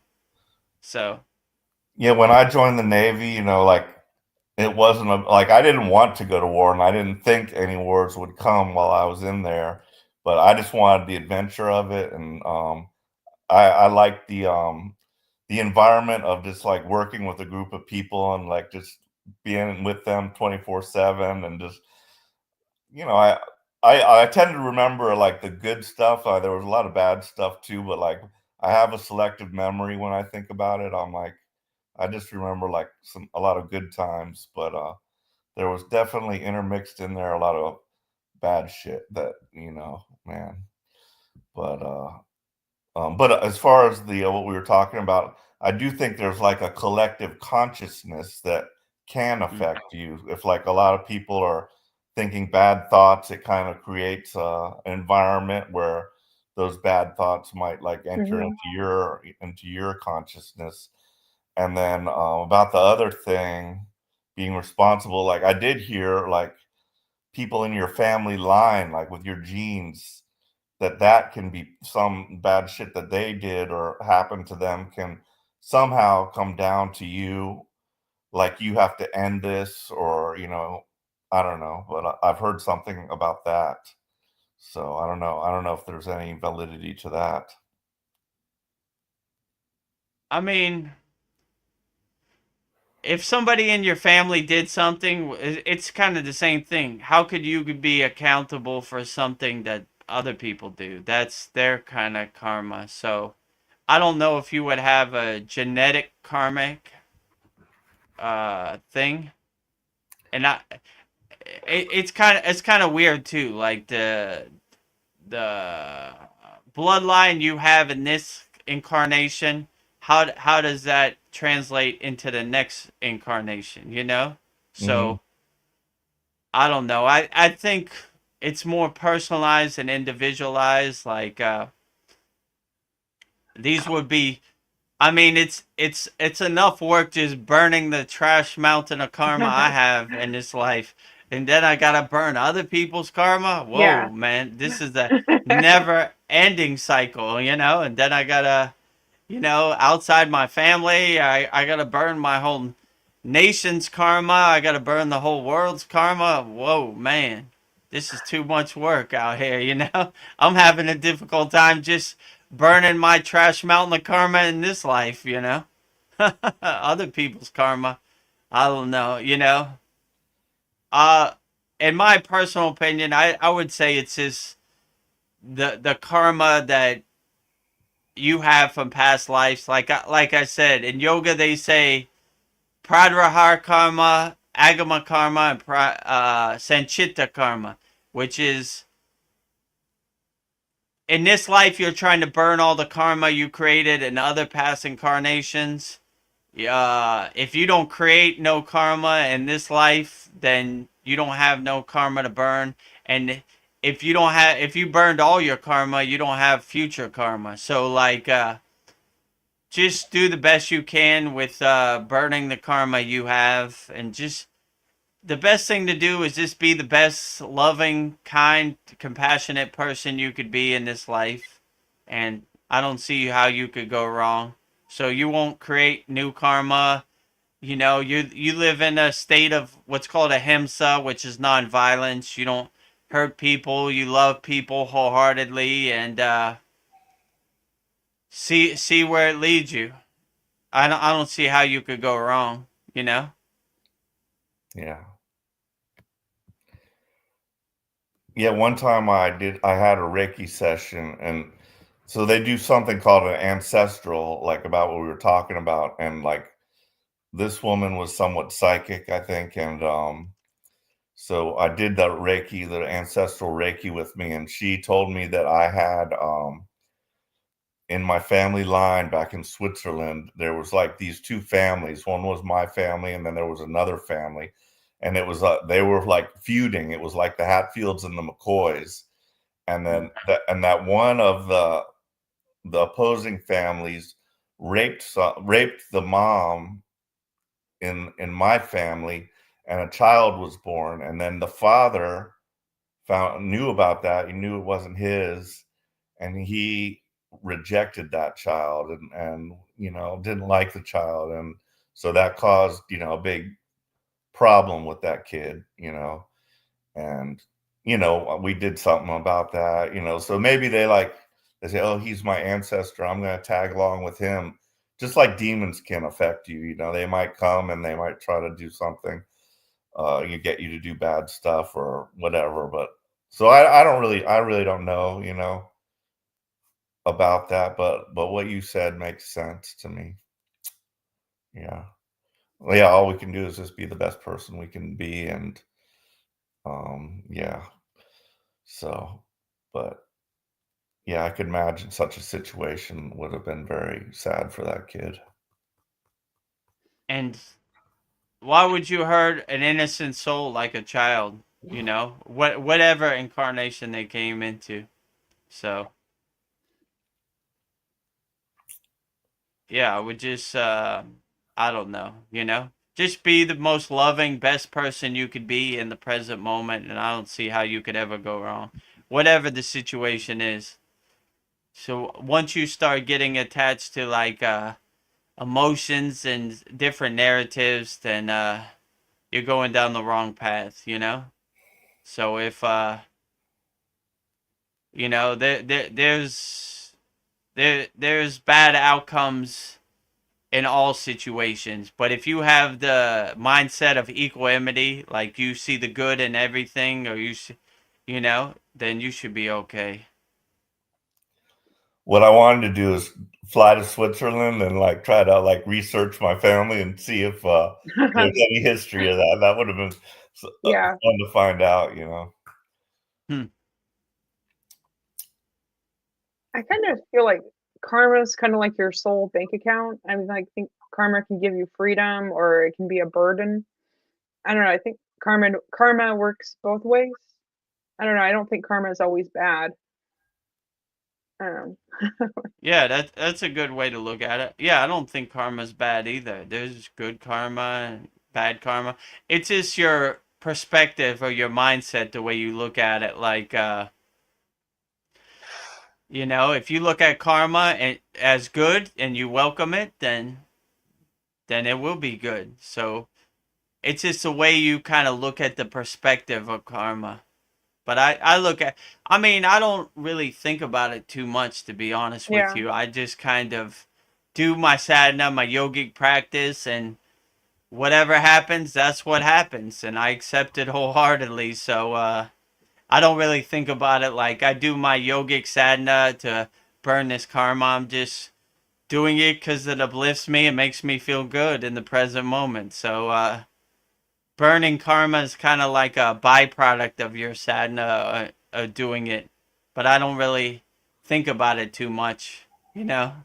Yeah. Like I better do I better hold the full wheel pose for 10 minutes because I gotta burn this karma off. That's Yeah. not how I think about it, you know. I do what I do, and whatever happens, that's what happens, you know. So. But like I was telling Paul, I don't see how you could go wrong with loving people and being compassionate no matter what happens in the world and forgiving and everything. You should be okay. Oh yeah. Yeah. I don't know. It kind of feels like when bad things are happening, that's like, well, I'm just going to blame it on karma.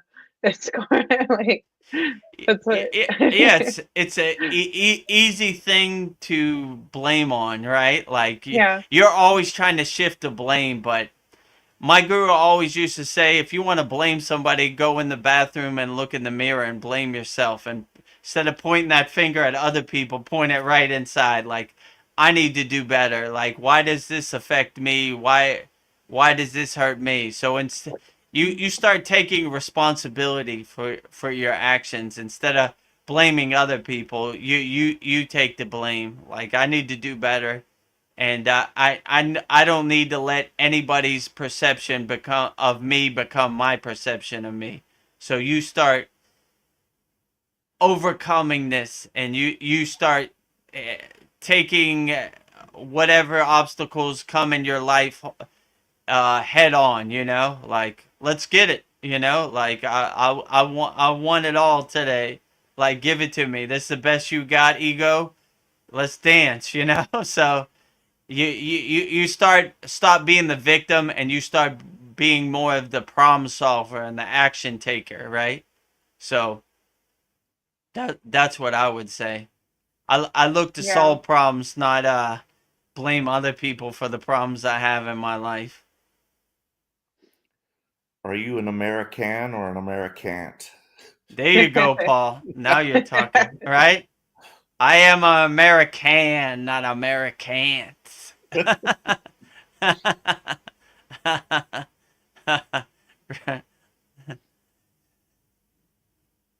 Yeah, so you know, as an American, we're taught that like pull yourself up by your bootstraps and let's get to work, you know? Oh, I just thought of Tibor is a Puerto Rican, not a Puerto Rican. Yeah. You know, it works for Canadian. Yeah. A Puerto Rican. Canadian, not a Canadian. Can Oh, do attitude. Mexican. We're Mexicans, not a Mexicans. You know, so Yeah. if it fits, fit it in there. If you have a CAN in your whatever country you're from, Yeah. use that can-do attitude to get you through the day. Like you begin to realize I can do everything. What can I do? Right? So Yeah. find those That's mountains and climb it wholeheartedly.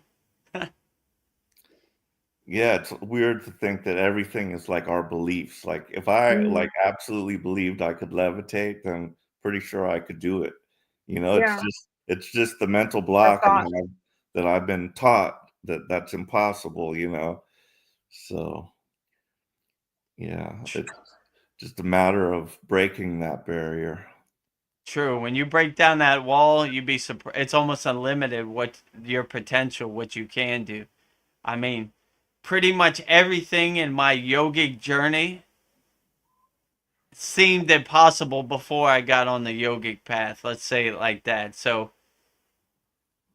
you'd be surprised once you have the right mindset, anything is possible. So, like you said, if you really focused on the CT of levitation, I don't see how you couldn't do it, you know? Most of Yeah. these yogis don't try to do it, you know, because they see it as more of an ego play. But if you wanted to, I don't see why you couldn't do it. Yeah, I think like our thoughts are so powerful and like the placebo effect, they're given medicine that like this will heal you and it heals them because they believe it will. So if you believe you can levitate, you'll probably be able to levitate. Just like True. True. see, Tibor says like when they broke running the mile in X time. Mm. Yeah, true. Okay. Um, Sandy has a question. yeah. T- Thank a question, thank you. I find myself regretting the way I cut some toxic people out of my life in the past. Wonder if it helps to reach out and explain my reasoning or simply forgive them and let go. That's the question I have too. Yeah, so you have to kind of cut people out of your life because they become what's called energy vampires. They kind of steal your energy, but you shouldn't feel bad about it. Like people come, people go. This is this kind of the cycle of life. Like people you were friends with when you were in kindergarten, you don't see them no more. People just kind of come and go. And when you cut people out of your life, my guru used to say it's almost like magic. It's like the trash taking itself out. Because sometimes they'll just leave automatically, and it's almost like a blessing that they left. Like my guru said, the trash takes itself out. So you shouldn't feel guilty about it all. This is this things that happen in life that people come, people go, but you try to be the best person you could be, and you don't want to be attached to what other people do. So you shouldn't feel guilty about anything. My guru used to say guilt is an attack on your soul. So you don't want to attack your soul. You want to let your soul be free and not feel any kind of guilt or any kind of attack on it. So just realize that nothing is permanent.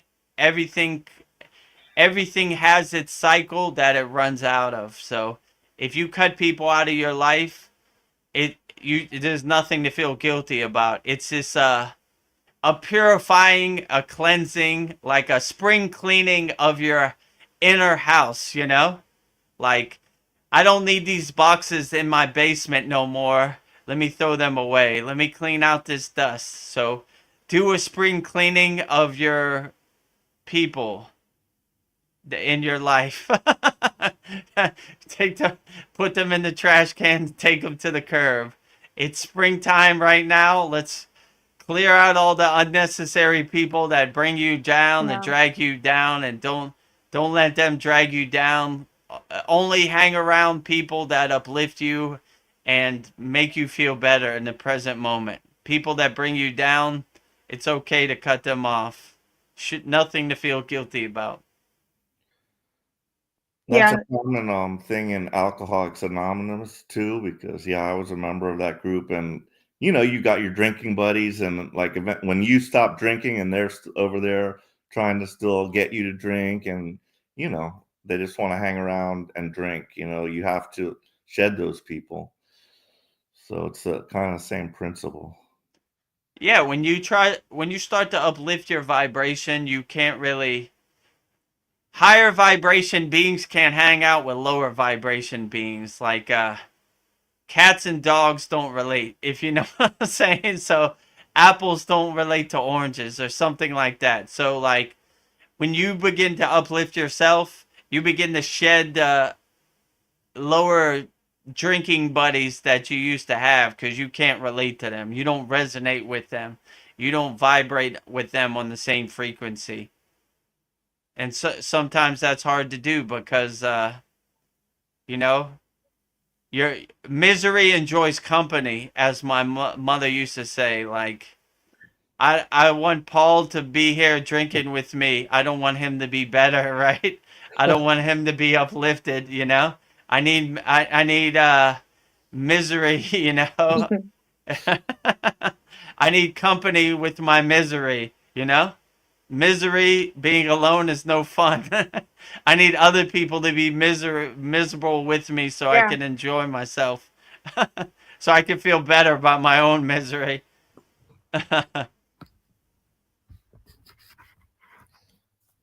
I'll just read what Sandy, she was just adding to her situation. I don't feel, I'll put it up. I don't feel bad about it, but more so about how I did it, like a ghosting type of thing. Because at the time it was what I could handle. Yeah, sometimes you just gotta straight cut it, like there's nothing to feel bad about. Like that's probably the best way, because if you just the switch is on and the switch is off, that's probably the easiest way to cut it anyway. So you shouldn't feel guilty about anything you did. You did what you did for the betterment of yourself. You should always uplift yourself and not feel guilty about anything you do. Like you're the king of your castle. You're in control of your own space. So just don't feel guilty about anything. Detach from all these lower emotions and just be happy and wake up with a smile on your face and enjoy yourself. And people are going to do, no one outside of you happens the way you want it to happen. So it's just sometimes better just to cut it off. I mean, that's probably the best, most effective way. Just one day I'm here, the next day I'm not, do better. You should have been a better family member or a better friend, So other people should feel guilty about the way they treated you in the present moment. You shouldn't feel guilty. If you're doing the best you can and other people try to cheat you, scam you, or hurt you, then that's something they should feel bad about, not something you should feel bad about. You did the best you could as a friend or as a family member, and if they didn't respect it, that's their karma, not your karma.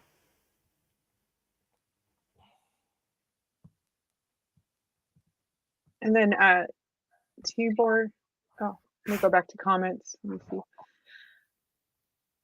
see. Tibor, his cycle of life equals circle of life. And then a circle. Mm. And then 0 to 9, anything and everything goes. It wouldn't be all inclusive if it didn't. And then uplifting vibration, descending vibrations, peaks and valleys, like charts and graphs, ebb and flow, contraction and expansion. True. Well said, T-Boy. Peaks and valleys, my friend. Peaks and valleys. Not all peaks, not all valleys. Equal balance. And then Sandy says, thank you, Gurudev and Babaji and friends. Thank you, Sandy. All the glory to Babaji. So, all the credit to him. I'm just delivering Babaji's mail.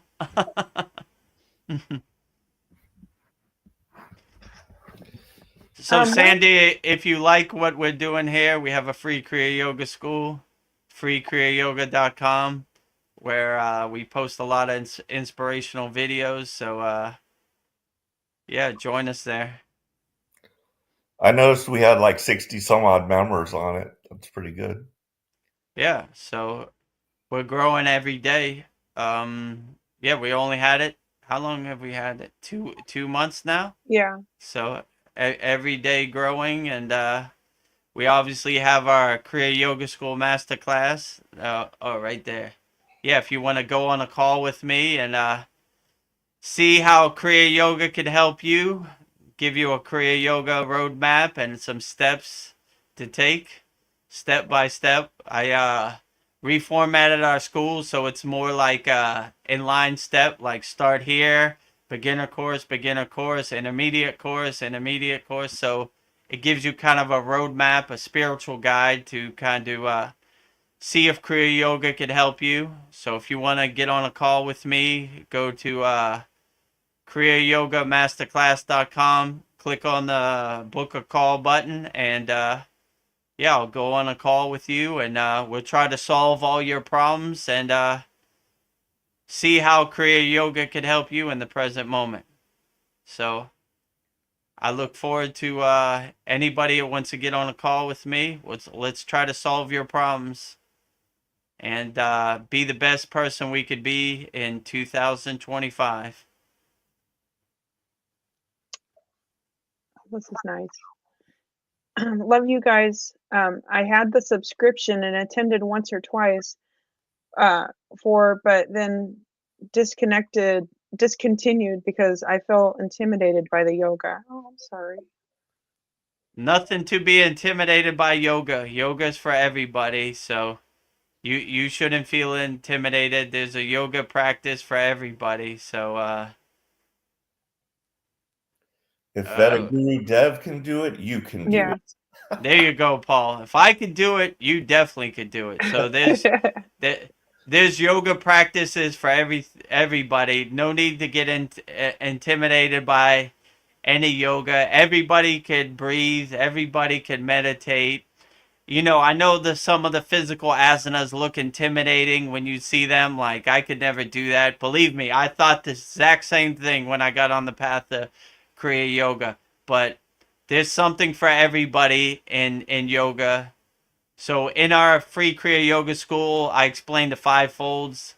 You know, I give you some basic beginner meditations, some beginner asanas, some beginner breathwork pranayama. So anybody, Kriya Yoga is for everybody.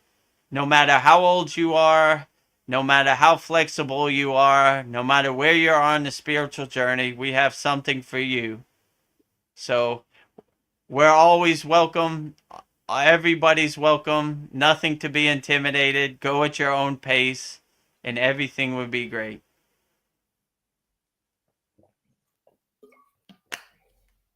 I'll read this for you, Vedagurudev. Sandy says the human mind is hilarious. And then Tibor said, true dat, Sandy. True that.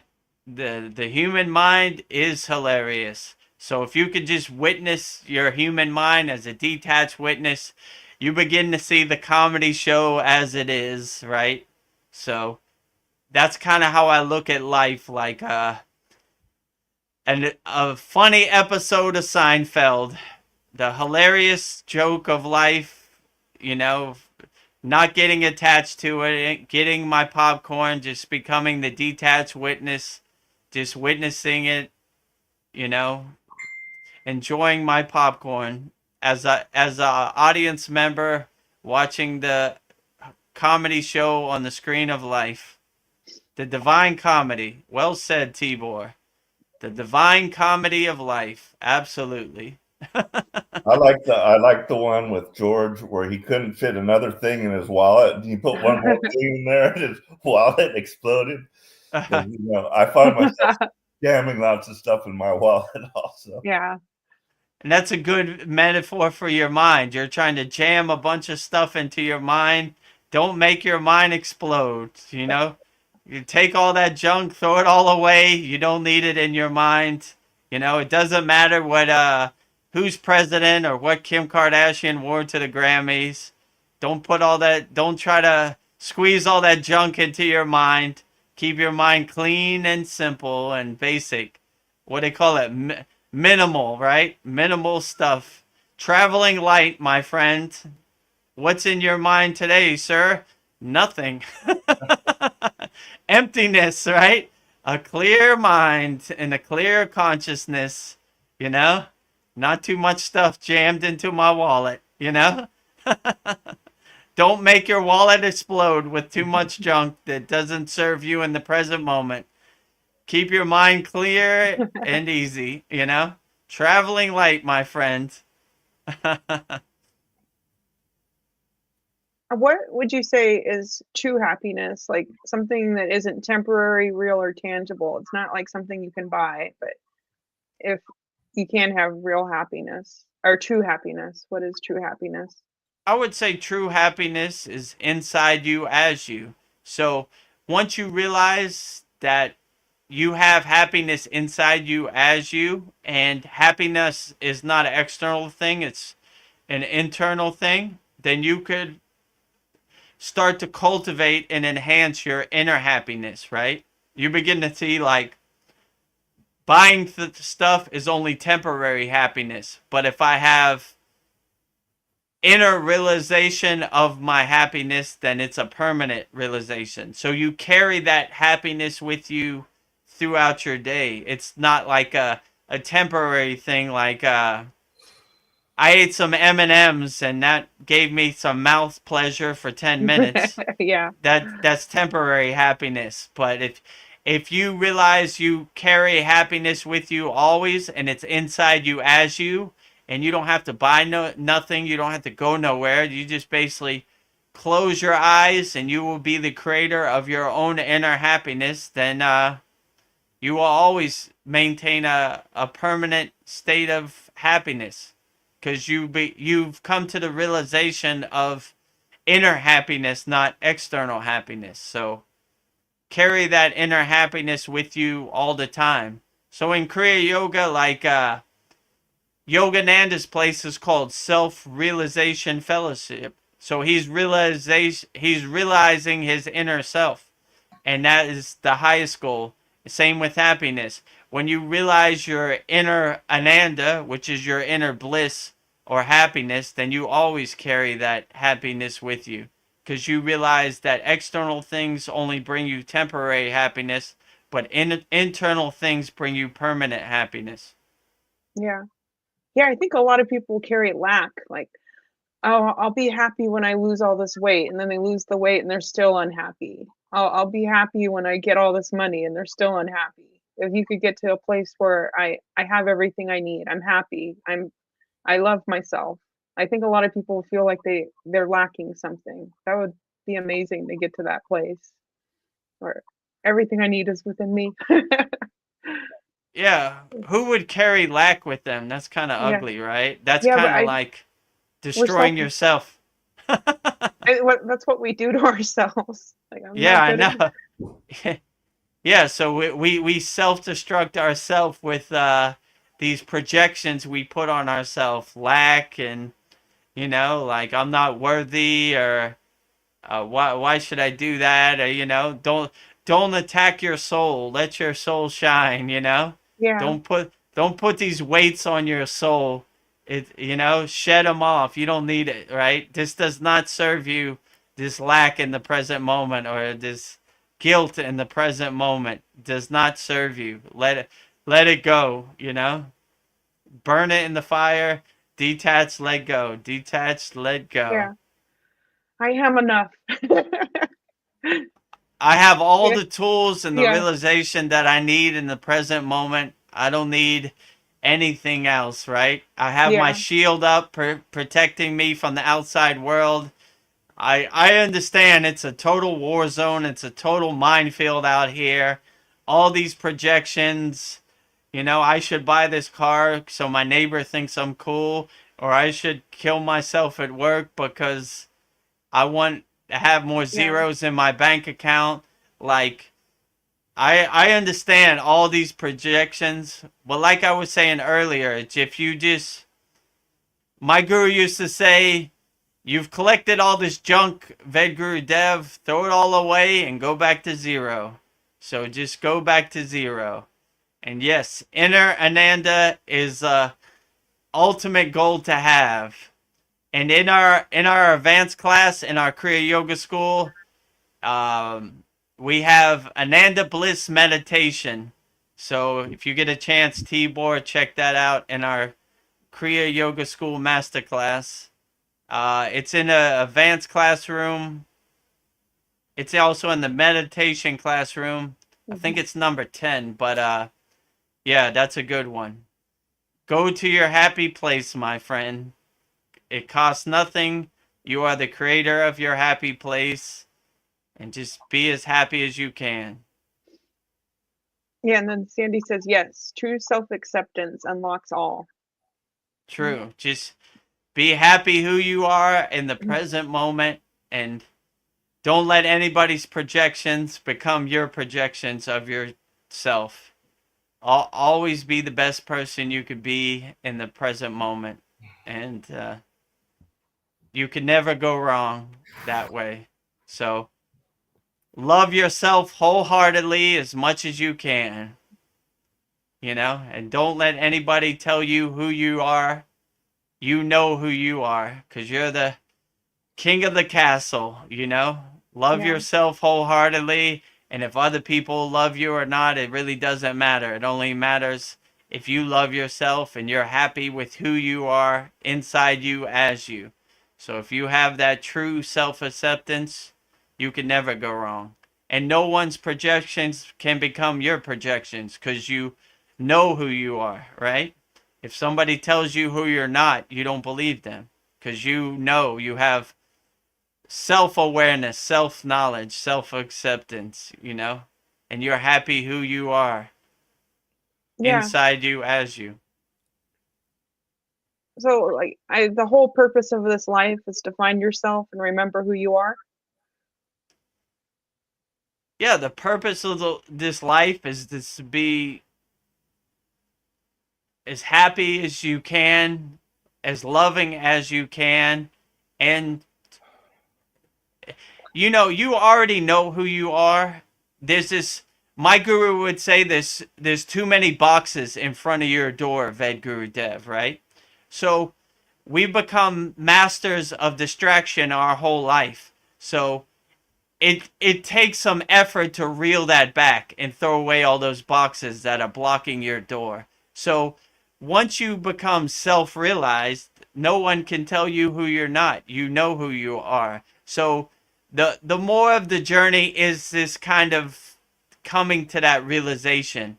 And when you realize that that realization is not out there, it's inside you as you, then it's easy to do that work. All you have to do is close your eyes and meditation. Go to your happy place, your Ananda bliss place, you know, you are the creator of your happy place. So no one can, you don't have to go anywhere. My guru said a funny thing one time. He said, you see all these people coming to India to find enlightenment or find true happiness. Don't they know all they got to do is go in their closet and close the door and be alone with themselves, and they will find true happiness, right? So most people are looking for like a microwave, a lightning path to get to self-realization. But it's pretty simple. Just be alone with yourself and self-observe yourself. At the end of the day, I like the practice of self-observing myself.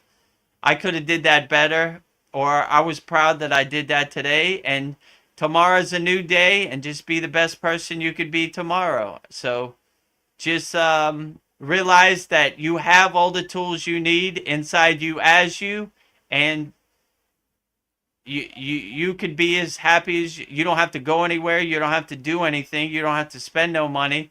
Just be the best person you could be in the present moment.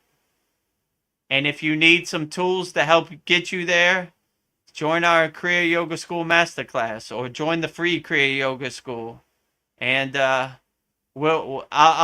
coach you and guide you on the path for sure. You know, we'll take this journey and we'll walk it together. You know, Yeah. I'll make sure you get to where you need to get to.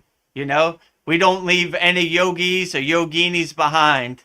We take everybody. We uplift everybody. So if you make the effort to join our school, then I'll make the effort to make sure you get to where you need to get to and solve all your problems. And I will be your personal therapist, and I will answer all the questions that you need, and I'll direct you to the techniques that will help you get there the same way it helped me get there.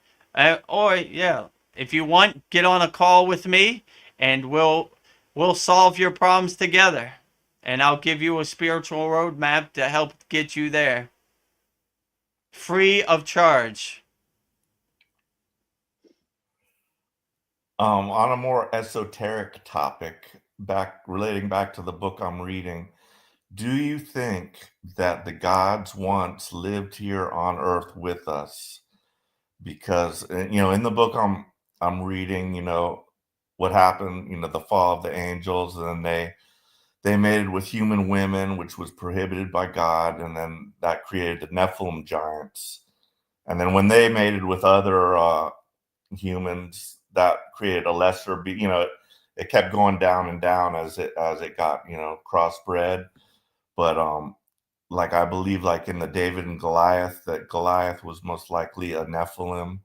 So as far as like that goes, because almost every like religion has the story of giants and stuff like that, and some of these Hindu gods, just wondering like what they are or what they were, or like they might have been embellished in some of these paintings because it's so far back. But I kind of believe that the gods,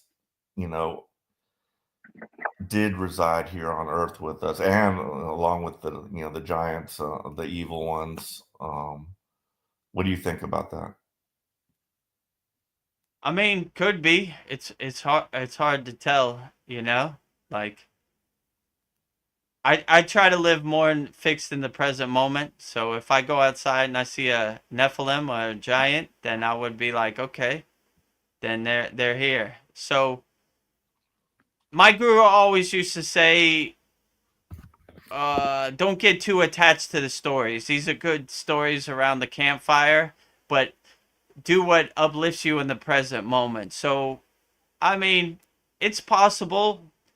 I mean, maybe in this present moment, gods are among us right now, Good point. I mean, they might not be in the same physical reality as us, but their presence is still here. So I always say when I do my yogic practice or my sadhana,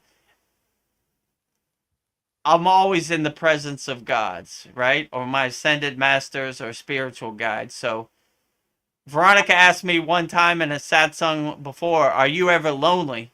I said, I'm never lonely. I don't know how all these gods fit in this room. You know, it's full packed. I can barely breathe. There's so many gods in my meditation room. So yeah, so I always feel their presence, even though they might not be in a physical reality or a realm or a dimension that we are. Their presence is still here, and they're always available for guidance whenever you need it. Right? So they're not physically available to touch and feel, but they're always around. I would say, you know. Mm-hmm. So I always feel their energy. So I wouldn't say there was a time frame that gods were here and now they're not. I would say they're always here. They're just not in a dimension that we can perceive with our physical mind, I would say, our biological mind. But they are around and they are ever ready for guidance. I posted a Babaji quote. I think it was yesterday, the first one. It was like, Babaji's guidance is ever ready if you're wholeheartedly ready to surrender to him and have devotion to Babaji, I would say. So I would say they're always around. They're waiting for your call. I also kind of wonder if these higher dimensional beings use technology, like if they might even come down in a spaceship or something. I mean, I would say, in my perception, their technology is more spiritual conscious space than a physical space. Let's say it like that, right? Mm-hmm. They don't need a spaceship because they could travel through their mind telepathically. I don't know. Sandy says that same. I chat with the spirit realm daily and throughout the day. They are ready, willing, and more than excited to assist us. Yeah, I would agree with Sandy. They're waiting for your call, right? So all these spiritual techniques we do in Kriya Yoga are basically to align ourselves and clear out all the junk and unblockages like in the chakras and the Sushumna Nadi. So we have a direct connection to the divine, let's say. We're clearing out the static on our radio signal, right? So we have a clear connection. There's no blockages or whatever.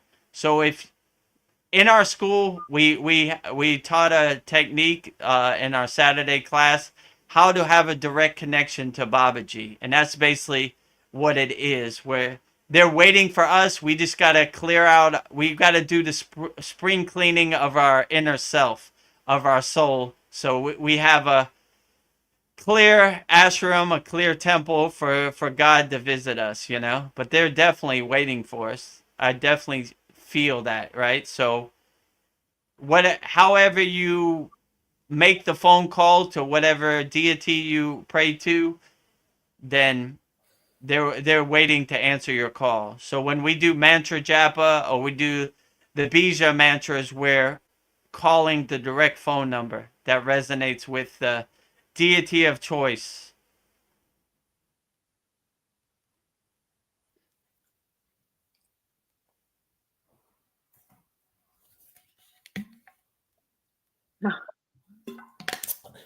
Well, Would I'm you? out of questions. I was waiting for you, Paul, because I always interrupt you.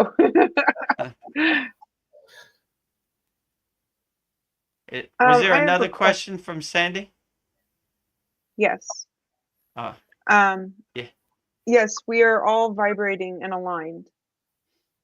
Yeah, so we are all vibrationally aligned. I would agree. It's just basically attuning yourself consciously to the correct person you're calling through mantra japa or through your yogic sadhana or for meditation, whatever choosing technique you used, then that aligns you with whoever you're trying to contact.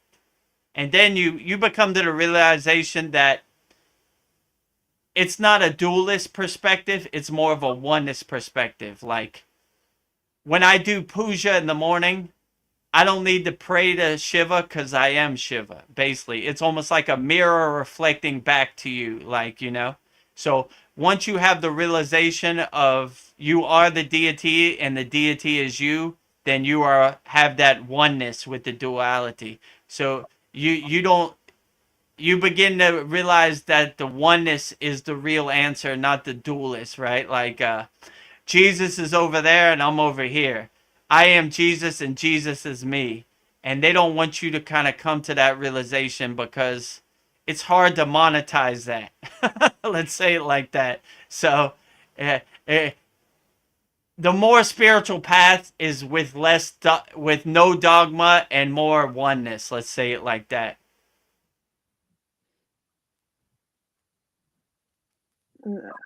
Sandy says, Om Namah Shivaya. Om Namah Shivaya. Absolutely. Hari Har Mahadev, right? Shiva is the greatest, you know? And if you want to see a very excellent Shiva celebration, we had a great Maha Shivaratri celebration. I don't remember when was that. February 26th. Yeah. So we did a 6-hour live stream, all to the glory of Lord Shiva. So great mantra japa, great stories, great praise to Lord Shiva always. So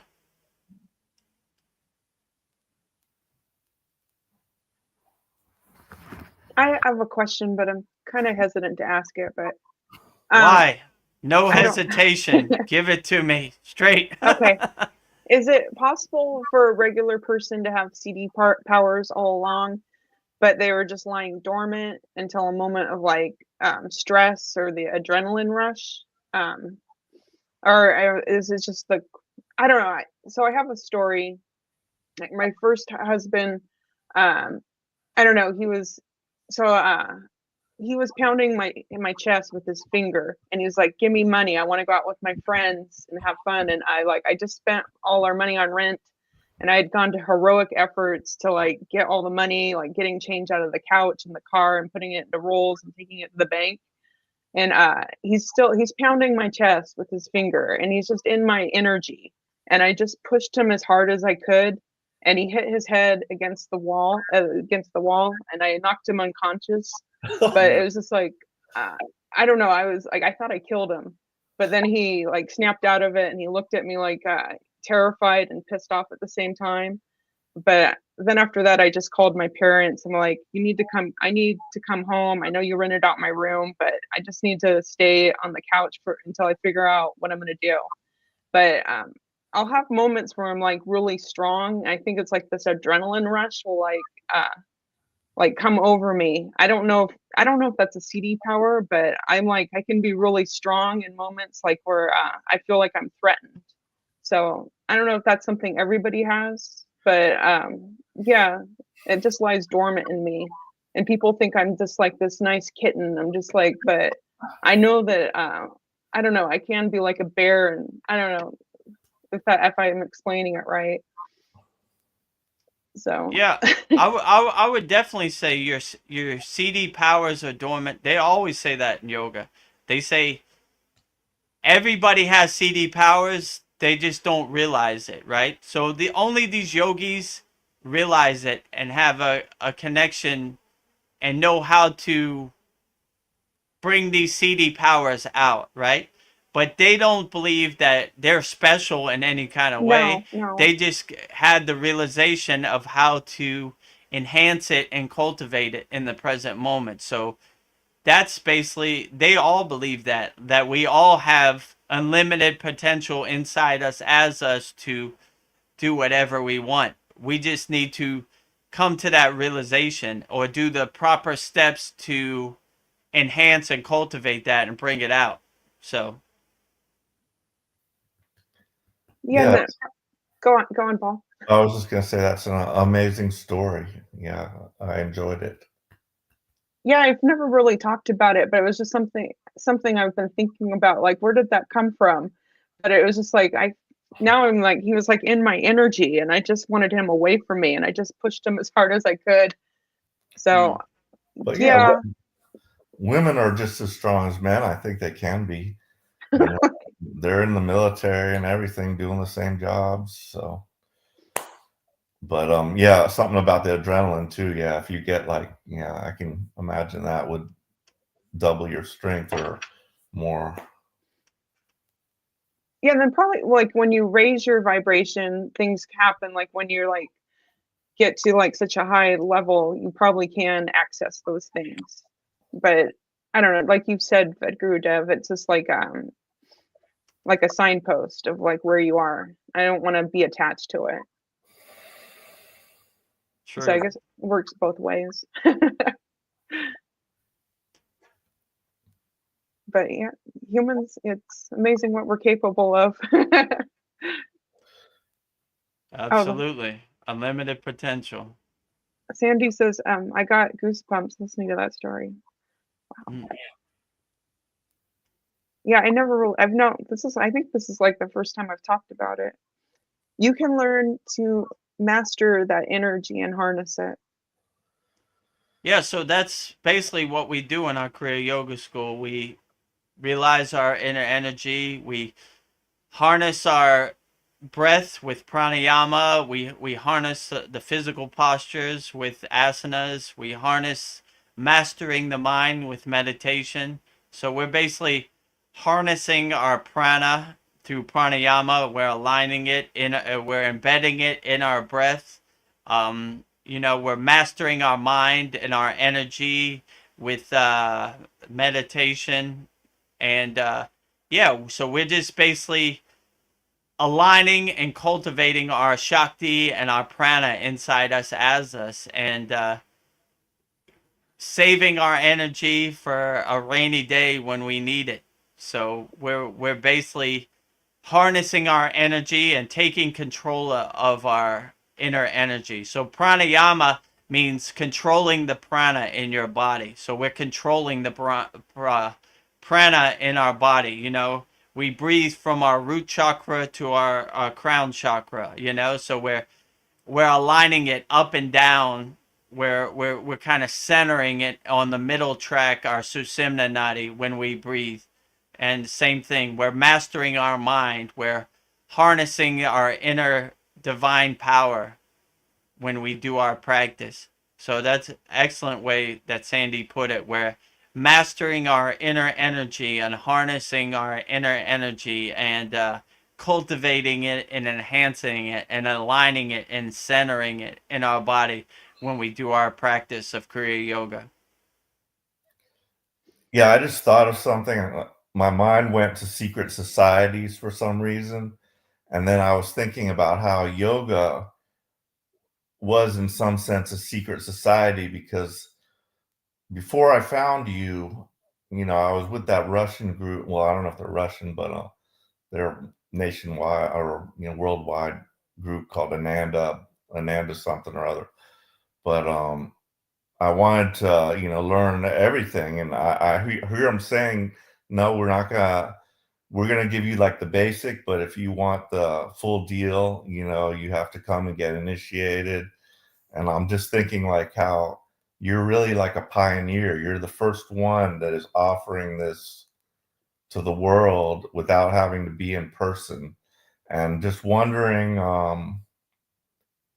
why they kept it a secret, basically, or what's the reason for that? Yeah.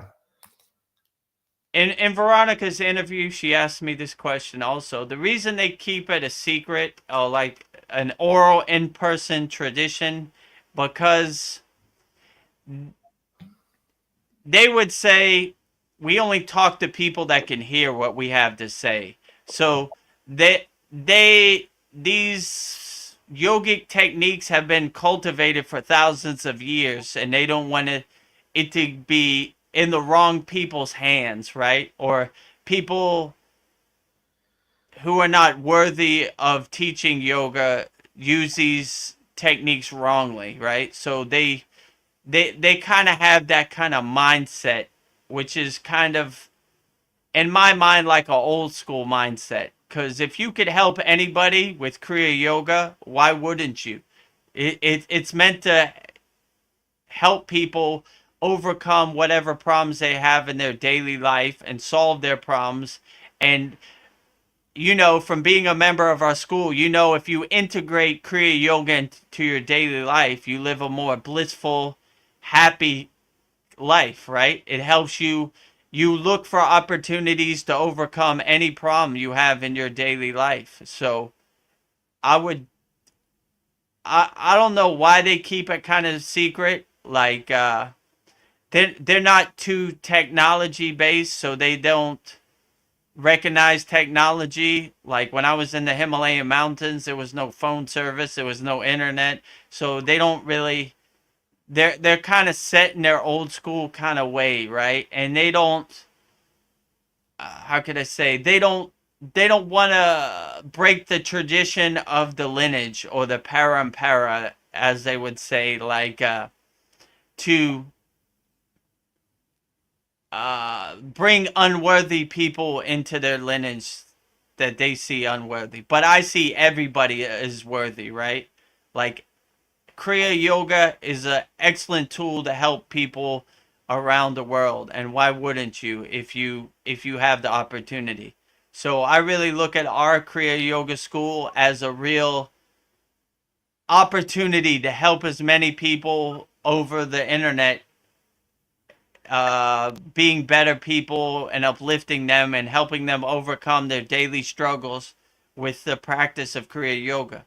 So it's almost like, for me, it's like playing it forward. Like Kriya Yoga has helped me become a different person night and day, and I want to give that to everybody around the world night and day. So, I don't know, and I don't know, in 2025, I don't think it's necessary to get on a plane and go to the Himalayan mountains, look in a bunch of caves to help people.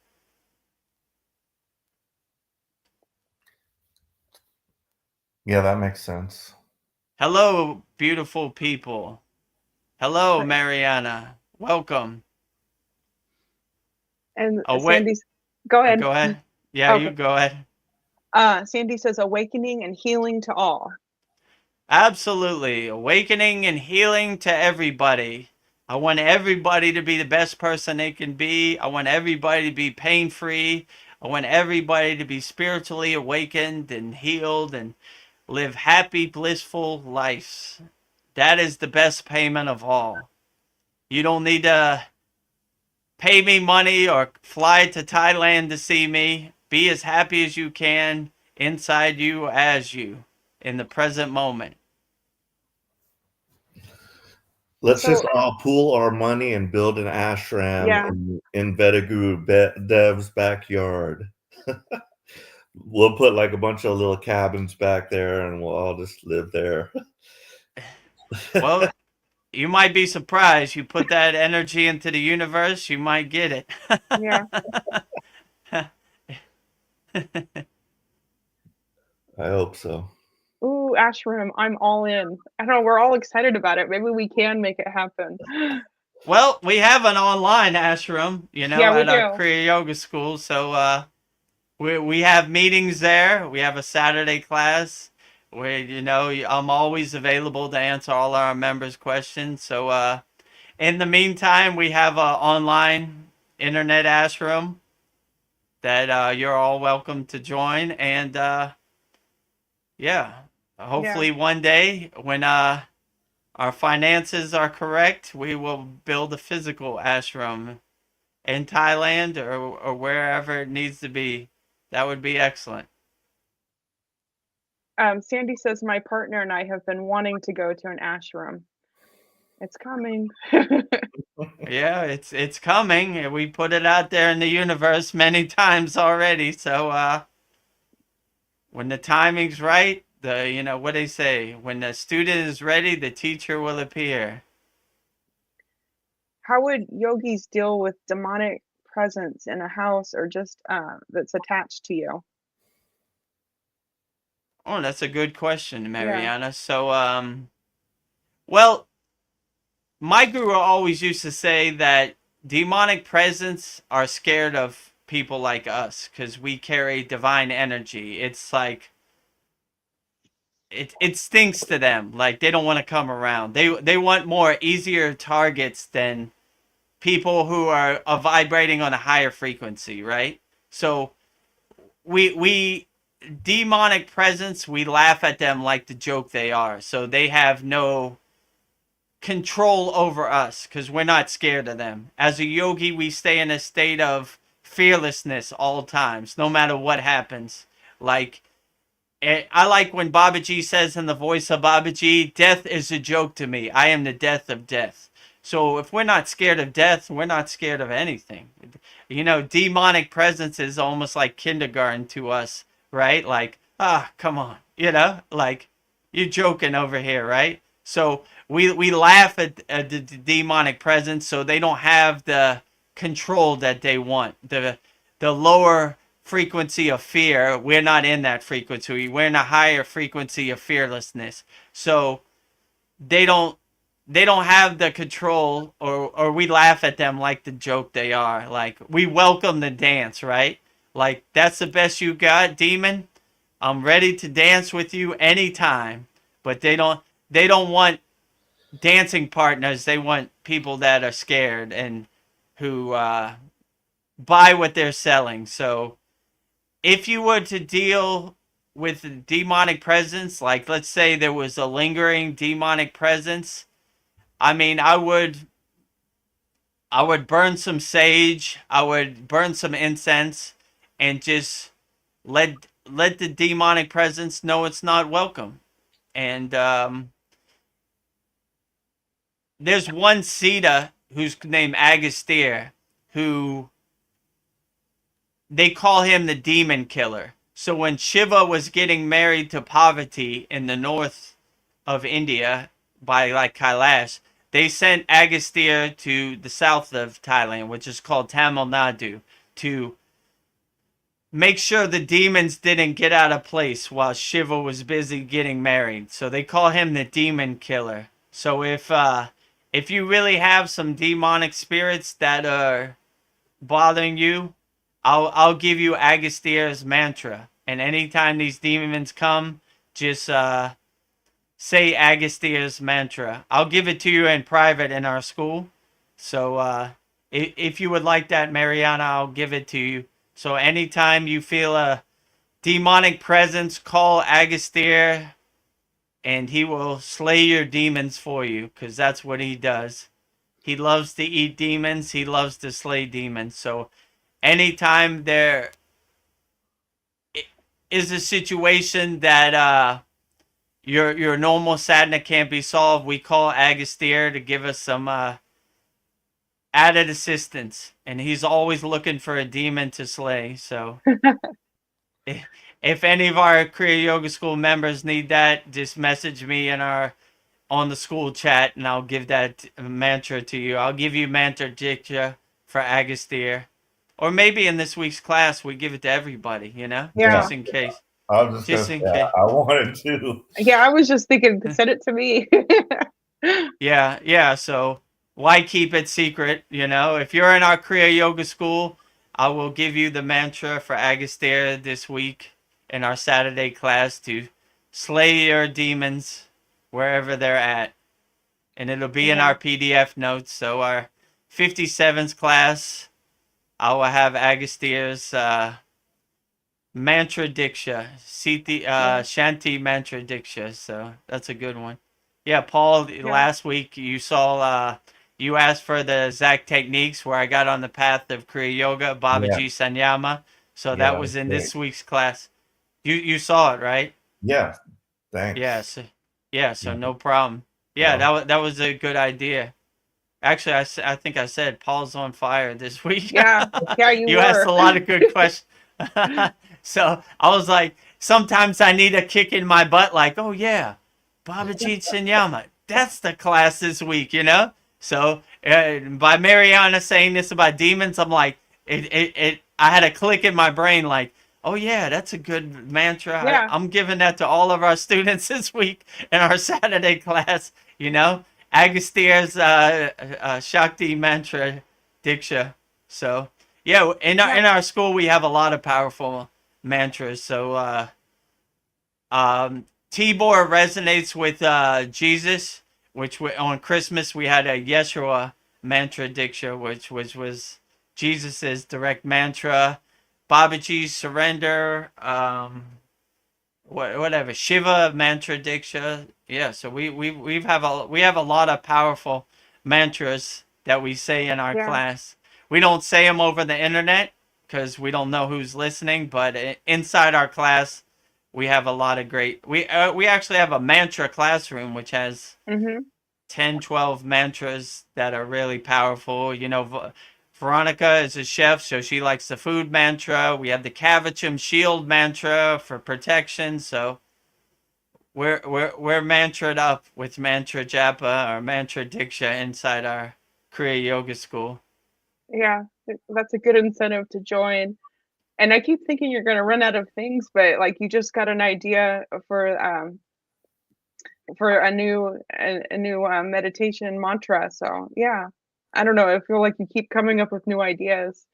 Yeah, I don't think we'll run out of ideas. We have Yeah, endless ideas, and our students always give ideas, that sparks me like, oh yeah, you know, Demon Slayer, Agastya, yeah, excellent, right? yeah, So, yeah, so when I first got on the path of Kriya Yoga, my first couple months were chaotic, let's say, right? I had bad dreams, but it was basically me just exhausting all the negative energy that I held on to my whole life, right? So this was recommended to me at that time to kill my inner demons that I've been holding on to that didn't want to let go of me, right?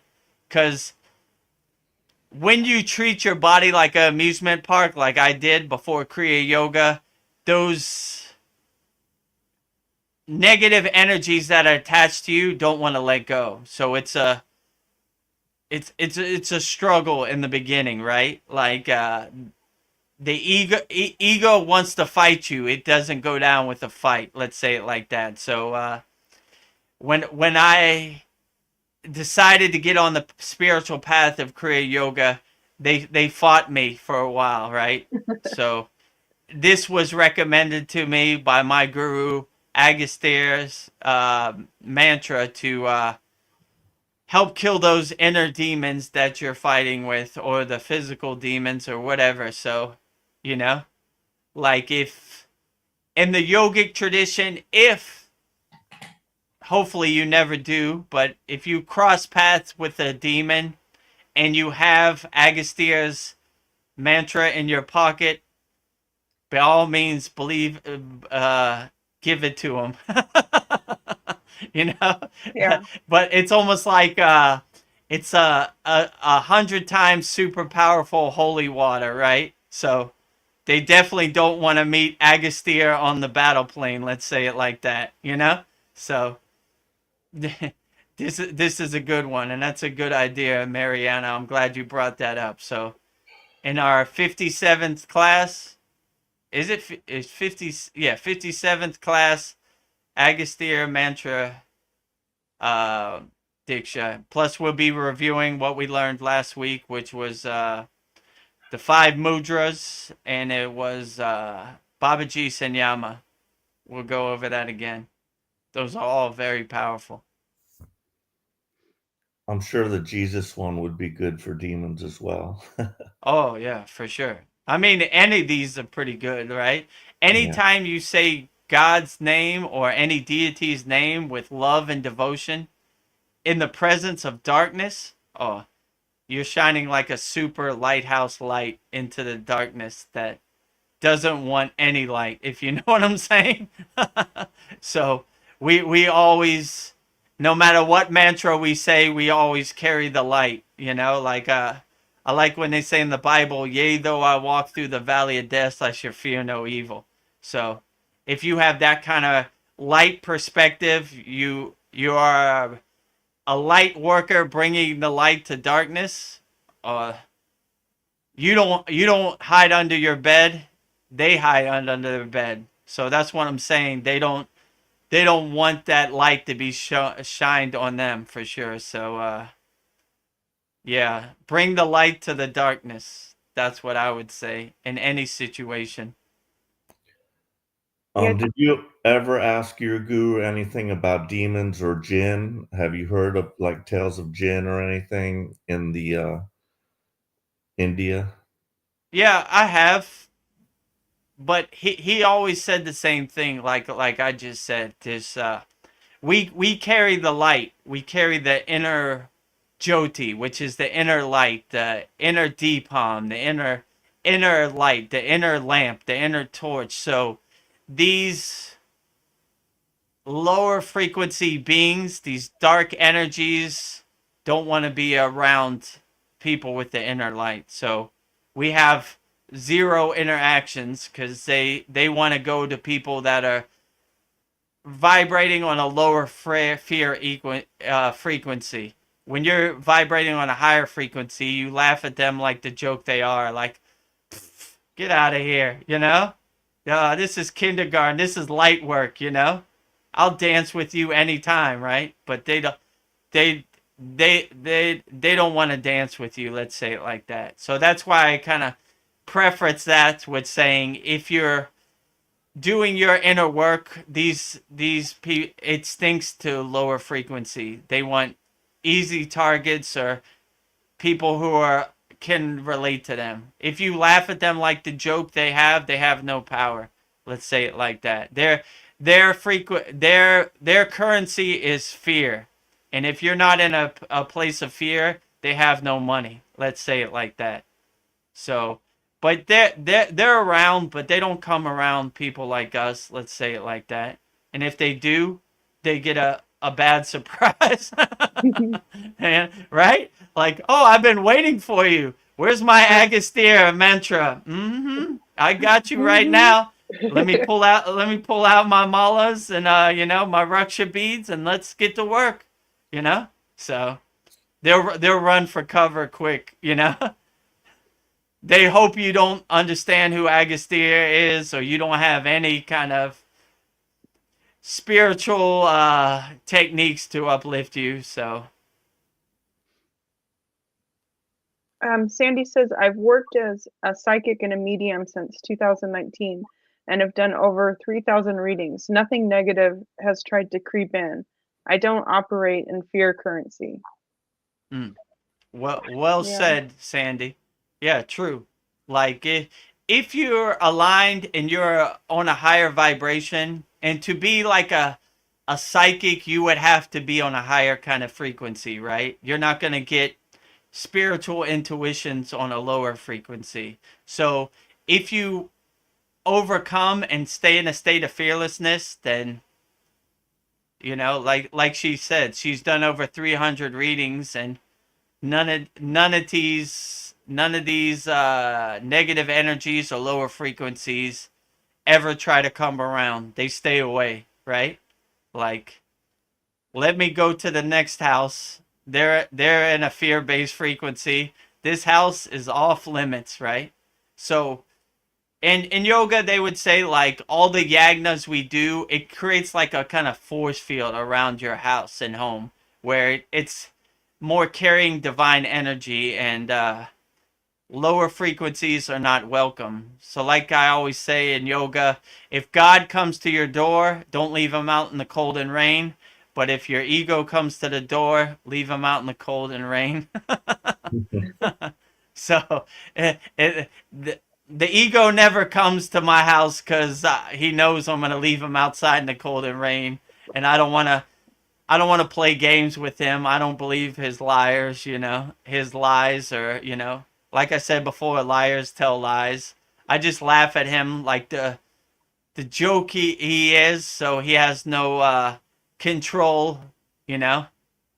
People get discouraged when you laugh at them. You don't believe their stories, right? Like, so I don't believe their stories. So I'm like, get out of here, So they go somewhere else, But that was well put by Sandy. Like, she's done over 3,000 readings, and No negative energy has ever tried to creep in. You guys don't see my comments. Well, next time. I thought had read all her comments. Is there another comment by Mariana? Mariana, send it again. I don't know if we did see it. I thought I got her last one about the yogis with demonic presence in a house. I don't see it I don't either. see- Yeah.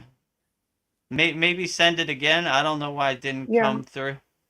The Yeah. last one I saw was the demonic presence, Yeah. which I already addressed. Yeah, if you have a question, Mariana, Yeah. feel free to send it again. I don't know why it didn't show up.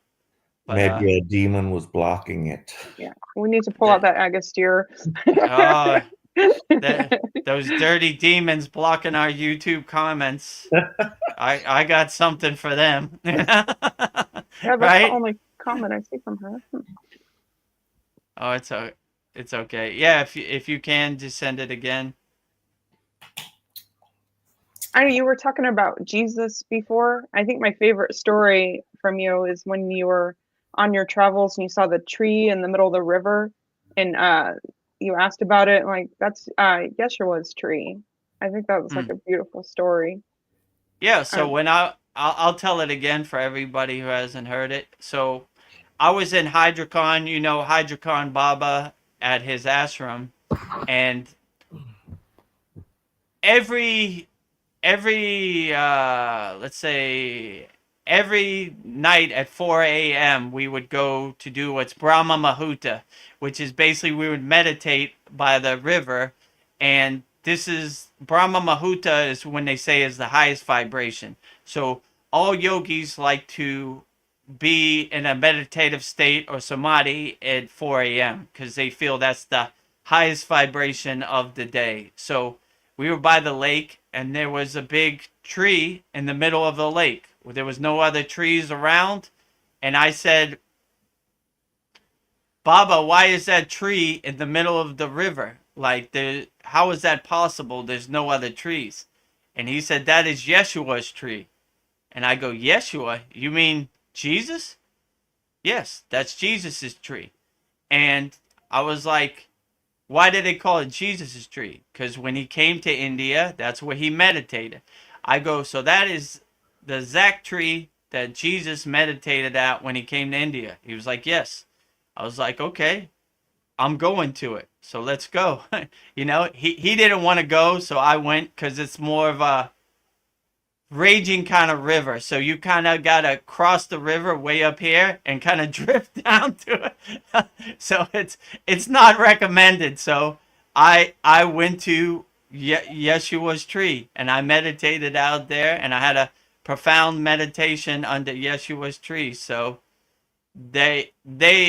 my guru told me Yeshua is our yogic brother. I go, why? What do you mean?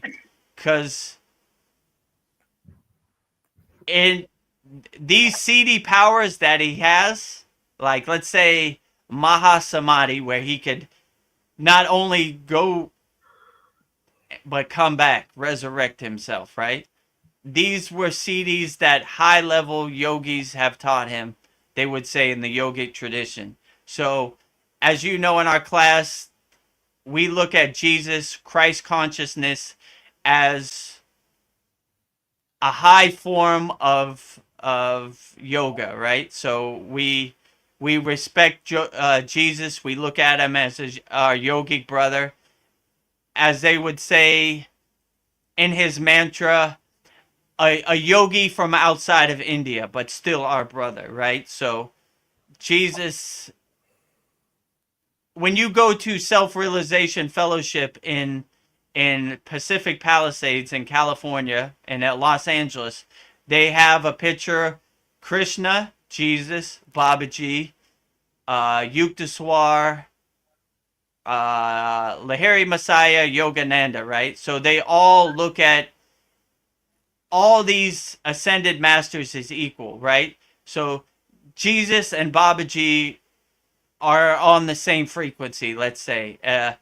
A physical master that has achieved a Mahasamadhi and transition to the physical plane. I mean, to the higher astral plane, right? I would say, right? So we look at Jesus as our yogic brother always. Let's to make a long story short. But yeah, Christ consciousness, that is all a yogic technique that we cultivate and enhance in our daily practice for sure.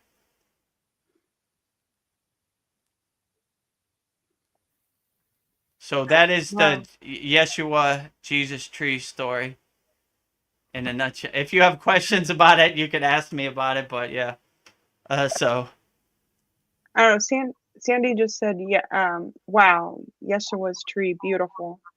yes, it was a very beautiful tree in the middle of the river, surrounded by rocks. I don't know how it got there, but I guess Yeshua's tree can appear anywhere in the most unlikely of places.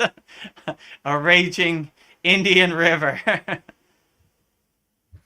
Yeah, So it's at Hydrocon, which is, Hydrocon Baba, the is the ashram. It's right.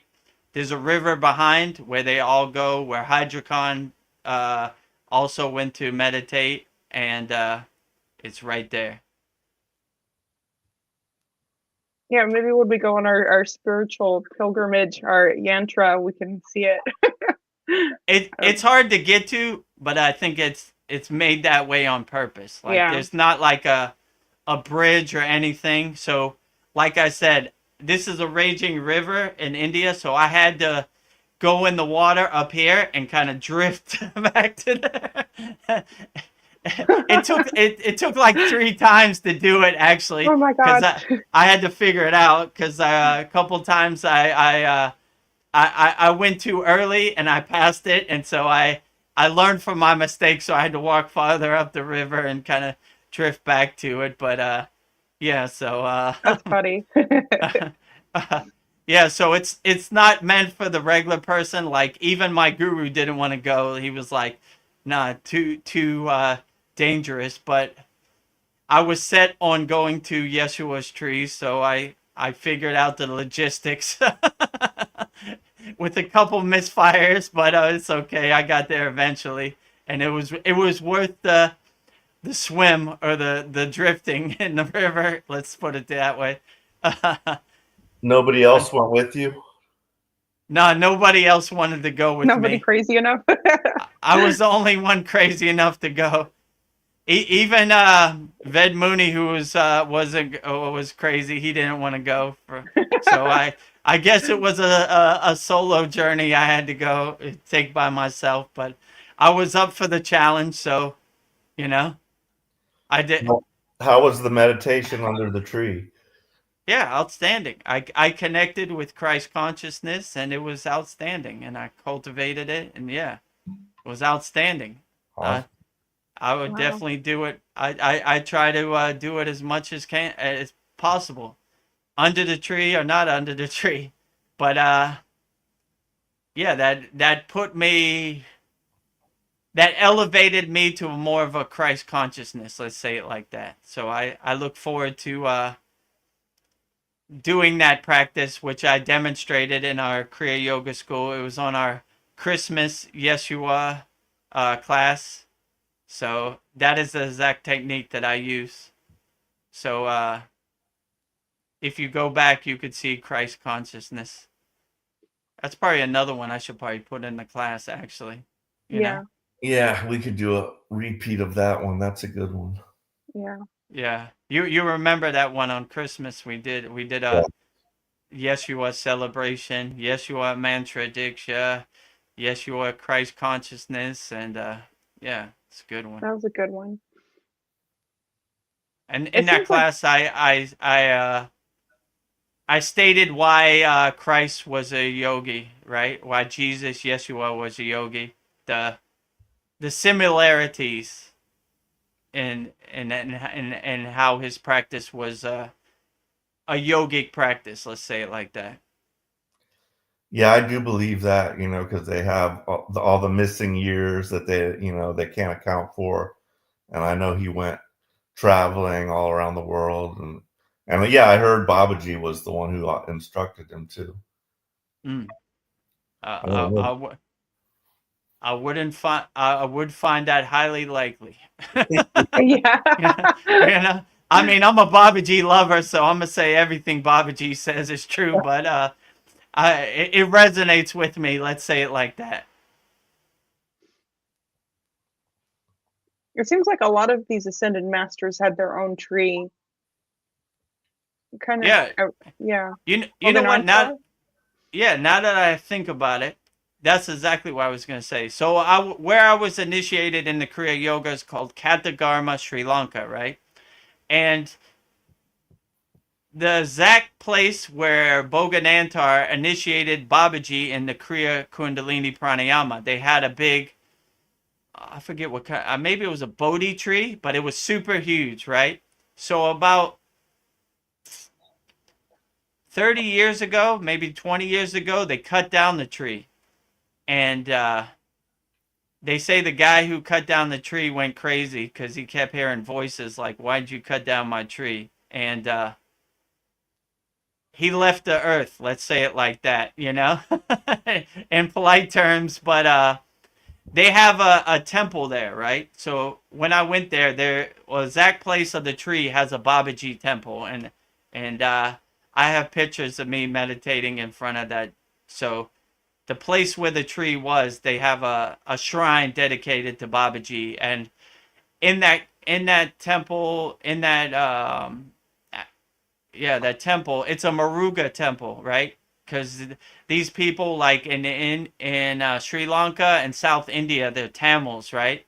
So Muruga is the Tamil king of the Tamils, they would say, right? So it's a Muruga temple. So they have Boganantar's yantra embedded in the floor in the temple. Wow. So yeah, it's a Boganantar's tree, Babaji's tree. Yeah, so I think I have a picture somewhere around it, like of a painting of Boganantar with Babaji in the background under his tree. Nice. And now you have your own tree, the one you transplanted. One day we will come and sit under that tree, and Yeah. Yeah, true. that's your tree. What kind is it? I think it's a Bodhi tree, like a Ooh. Buddhist tree. Yeah. Okay, So yeah. perfect. Also, you can't see it when I do the yagna, but off to the left. What is it? Let me see. Right. Left. Yeah, it's off to the left. I have a big mango tree that has mangoes right now. So that's cool too. I'd like to you give us a tour around outside of your house and what your neighborhood looks like and everything. I'm kind of Yeah. curious. The, Oh, the only we could probably go there with Google Earth if you give us your address. Yeah, you probably could actually, Don't Yeah, the only problem the camera I have is not it's like a tripod camera. So that's why I always keep it fixed. Right. So yeah, Veronica asked me to like go to the beach and this type of stuff and film the asanas. That's the only reason why. It's not like an iPhone camera. It's more like Yeah. a standstill plug into my laptop camera. So Does your laptop doesn't have a camera?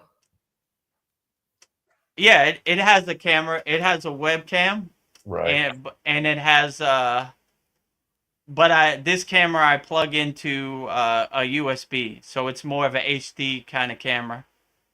Right. But we So we could live with non HD for Yeah. a view.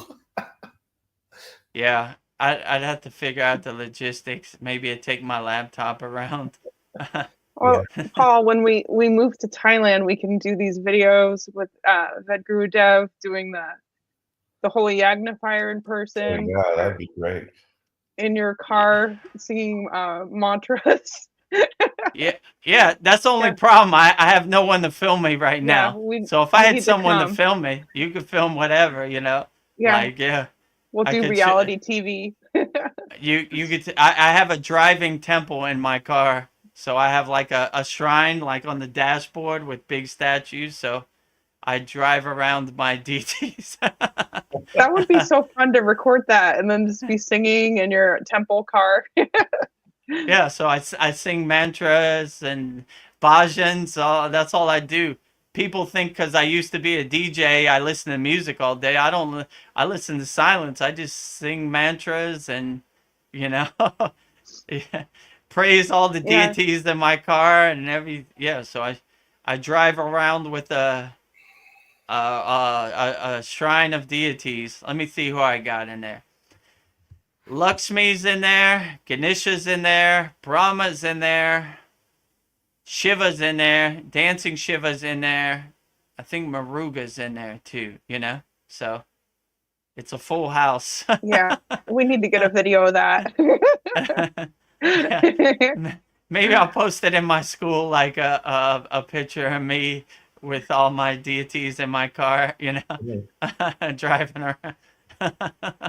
Yeah, I think I don't know. Eventually, I think people are hungry to like the whole Kriya yoga experience. I don't know. Yeah, I don't know. I can see it happening. I just don't know how yet. Yeah, and inside our classroom, well, inside our Kriya Yoga School Masterclass, I mean, we probably have, I think I counted it the other day, 233 classes, you know, so we have over 200 plus classes. Our classes are up to 57th on Saturday. And yeah, we have individual classrooms. So if you want to learn how to do mudras, we have a mudra classroom, we have a mantra classroom, we have a pranayama classroom, we have a dhyana meditation classroom, we have an asana classroom. Then we have we basically in our school now we have a roadmap. So you start here with the beginner courses, then you we have I think 20 classes in our beginner course, plus we have mini courses which are beginner courses. Then we have like a start here kind of course which kind of gives you a tour around the Kriya Yoga School and shows you who I am, who's my guru, how I got mantra diksha, what are the five folds of Kriya Yoga. It gives you like a beginner guide to practicing Kriya Yoga. Then there's a intermediate classroom where, you know, if you once you go through all the beginner classes, then you go to the intermediate class, and then there's an advanced class, and you go to advanced class. And I'm available 24 hours a day for you to coach me. You know, I guess I sleep a little bit, you know, from 1 a.m. to like 7 a.m.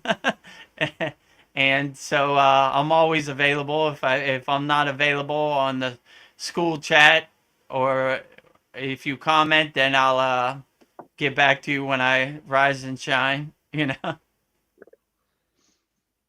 I think it's amazing, like how all that. It seems like it was just yesterday that this school was started, and now it's grown so big. All Yeah. the content and everything.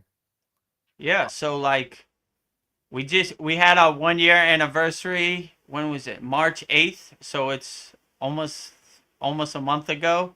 And yeah, it's hard to believe. Like you saw in that class, our 1 year anniversary, I went down memory lane and showed our first class, right? So it seems like just yesterday we just started the Kriya Yoga School.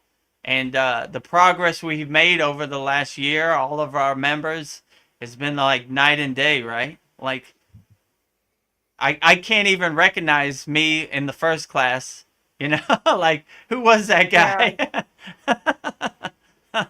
Nah, but it's been such a beautiful journey, like just going on the whole journey with all our members and seeing their progress. It's been really soulfully gratifying for me, for sure, right?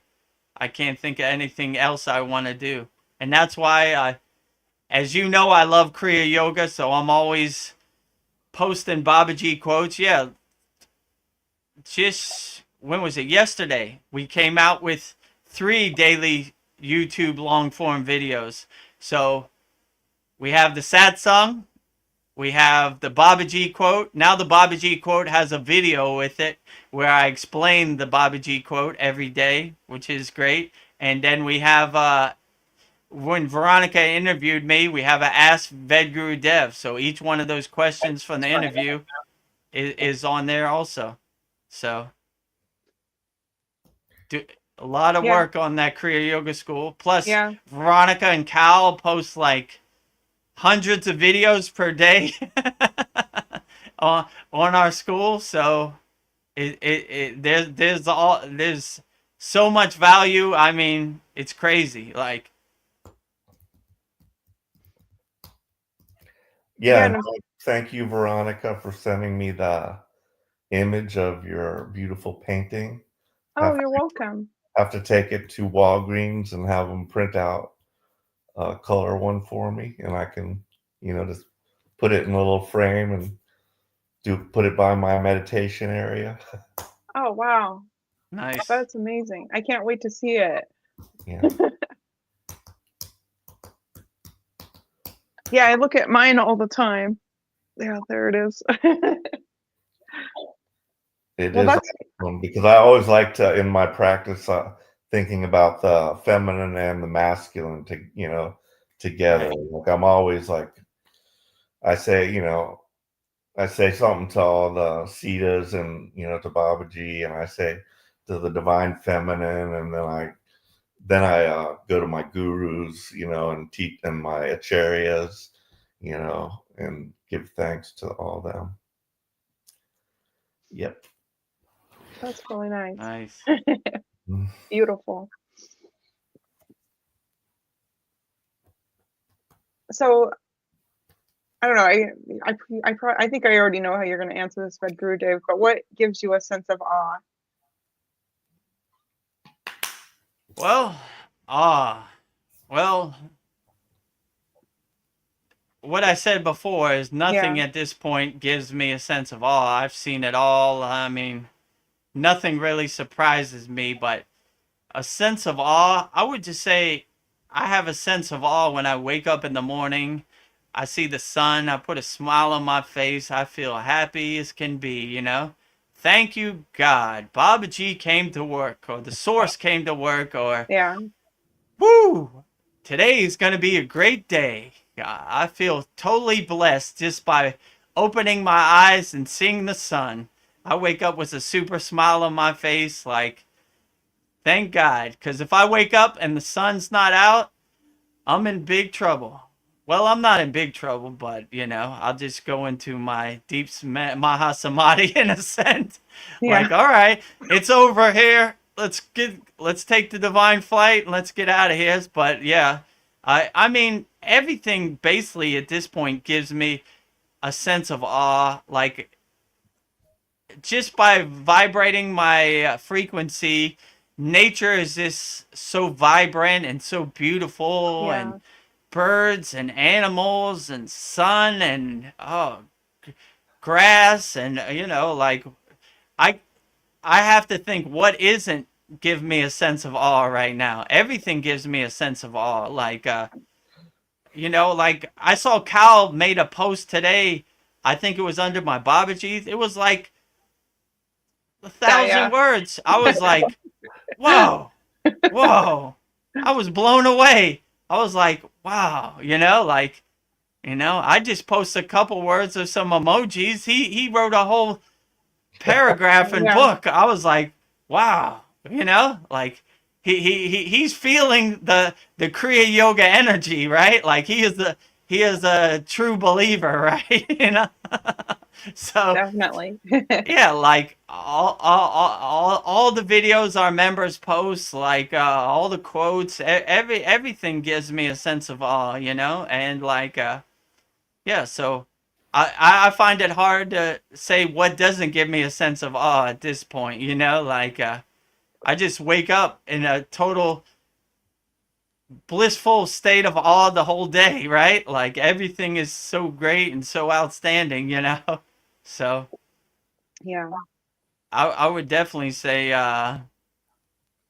every day I wake up surprised, waiting to see how Babaji surprises me, right? Like, just when you think you've seen everything, here comes another state of awe that you haven't even contemplated, right? Like, You know, like, okay, well, we've had our Kriya yoga school for a year. I guess we've run out of techniques. Wrong. Not Millions more, right? Like, you know, like, what to do about demons? Agastir, we got it. You know, let's go.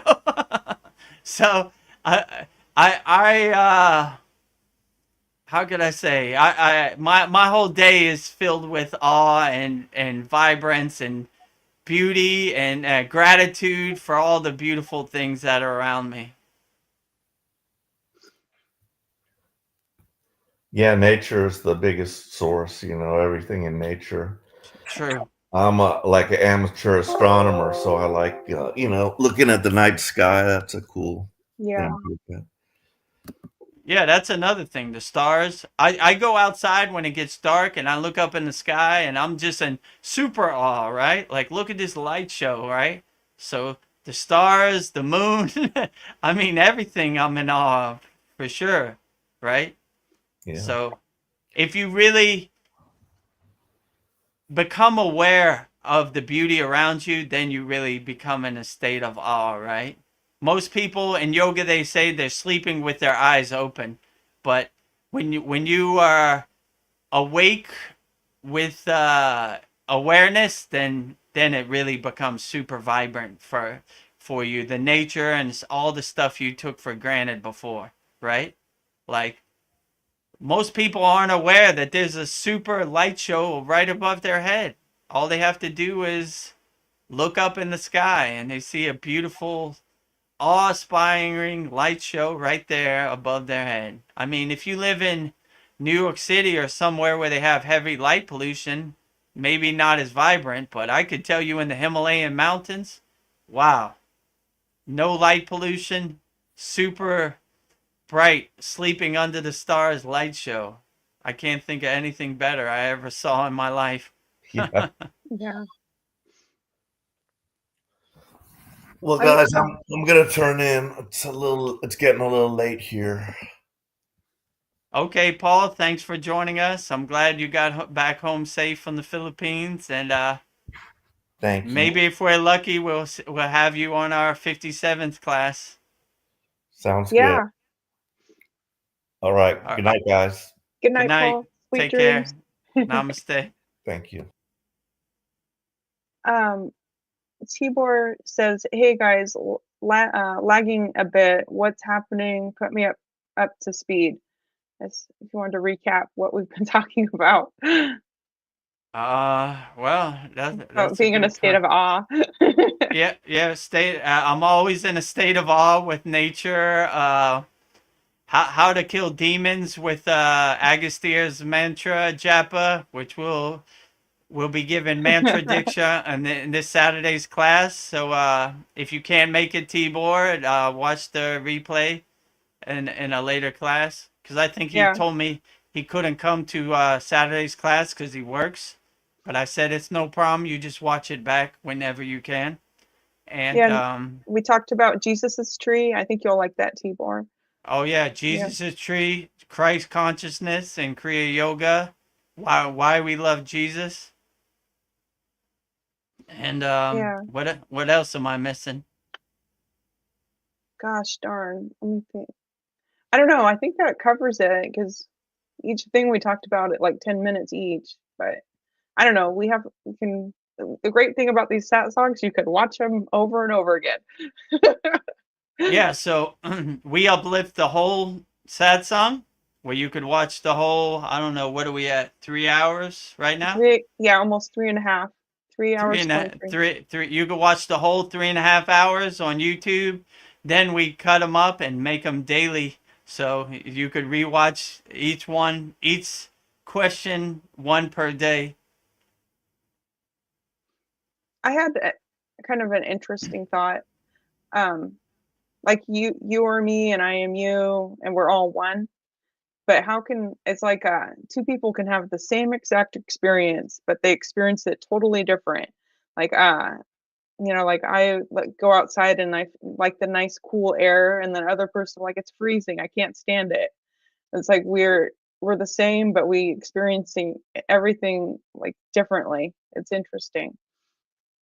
Yeah, so we're like a collective consciousness, but having an individual human experience, if you know what I'm saying. So Yeah. we could resonate on the same frequency, on the same frequency together, or we could have an individual human experience, which could be totally different. So it just depends what radio station your Yeah. frequency dial is tuned into, let's say, you know.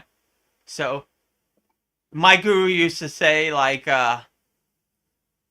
when I left the Himalayan mountains, I was like, Baba, how will I contact you? He said, contact me in the ether, which means basically when you do your meditation, reach me on the higher frequency, I'll be there. So that's kind of how yogis think of it too, right? They're like, Yeah. you don't need, I don't have a phone, you don't need to contact me, but I'm in the astral plane waiting for your transmission when you're ready, something like that, you know, so.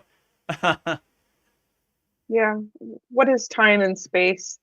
Like, Yeah, yeah. I could tell you in the yoga perspective, they don't have no perception of time or space for sure. yeah. They're just, I mean, maybe their only perception of time and space is sun comes up, sun goes down. But besides that, everything else is a blur. I don't even know. They might not even know what time is, you know? Yeah. That's a good question, actually. Like, they don't have no perception of time. Yeah. I've never heard a yogi say like it's 1 p.m. You know, they don't say Yeah. like Time that. doesn't exist. It doesn't exist, and money doesn't exist also. You know, which I said before in the Satsang, like they don't have no. I've never heard them ask for money or talk about money or how much does this cost. Nothing like that, and you know, no Yeah. perception of that at all. Yeah. I think that's just something that exists here to control us. Time. I don't know. Like, yeah. Our calendars, time. Yeah. I don't know. We have a certain amount of time here. We got to get things done. Yeah, So, true. yeah. I don't know. And we're all afraid of death. I don't know. Like, how are I don't know. How are you preparing for death? Or if it happens, it happens. It happens when it's gonna happen. How do the you way I prepare? the way I prepare for death is how would my I asked my guru this one time, and he said, on the right day, at the right time, in the right hour, death will come, and welcome it with open arms. So, I mean, I don't really think about it. It's Yeah. kind of like karma. It's kind of the same concept with me. Like, I just do my inner work and I do my sadhana, and it happens the way it happens, you know? It comes on the time, so I don't even think about it. But in yoga, we have all these mantras and all these bhajans and song that kind of welcome death or welcome the Maha Samadhi experience. So we have all those in our pocket, so we're ready. I mean, I sing those songs anyway, but like I will go extra deep into it. And how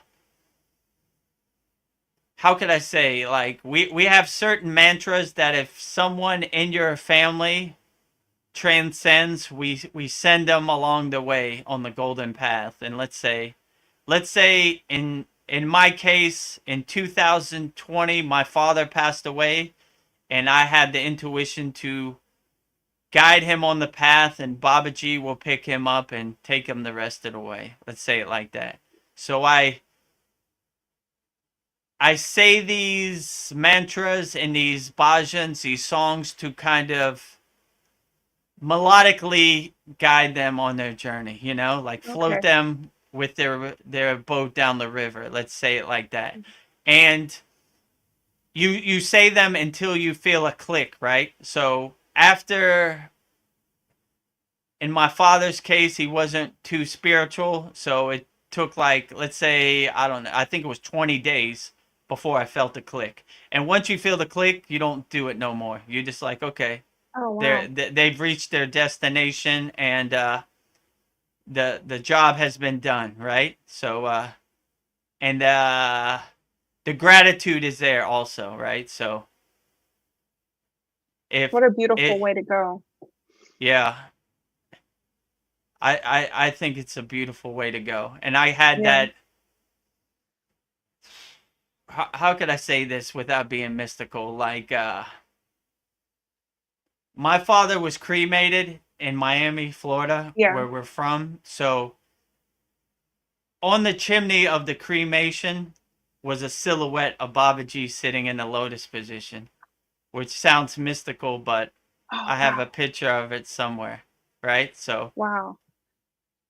it was I gave my proper a proper yogic send off, let's say it like that Yeah. too, you know. So all the puja, all the mantras, everything. I mean, the funeral home probably thought I was nuts out of my mind, but it's not meant for them to Yeah. understand, right? You know, I come in with all my mala beads and my puja dish and everything, my flame, my jyoti, and right circles around the body and everything, a proper yogic a yogic send off, a transcend, let's say, so. Yeah. Well, when you've experienced this, you know it works. You just don't care what people think. Like, Yeah, I didn't care. I was focused in the moment, actually, yeah. so yeah. And then half of my father's ash, me and my brother spread around the country, actually. And Yeah. I still have some of his ashes back there Oh on my wow. shrine. Yeah, so uh yeah, we actually put, if they hear this at Lake Shrine, they're probably not gonna like this. They have Gandhi's ashes in Lake Shrine, and in Pacific Palisades. So I put my father's ashes with Gandhi's ashes. Uh, He's a divine being too, and you had Babaji's blessing.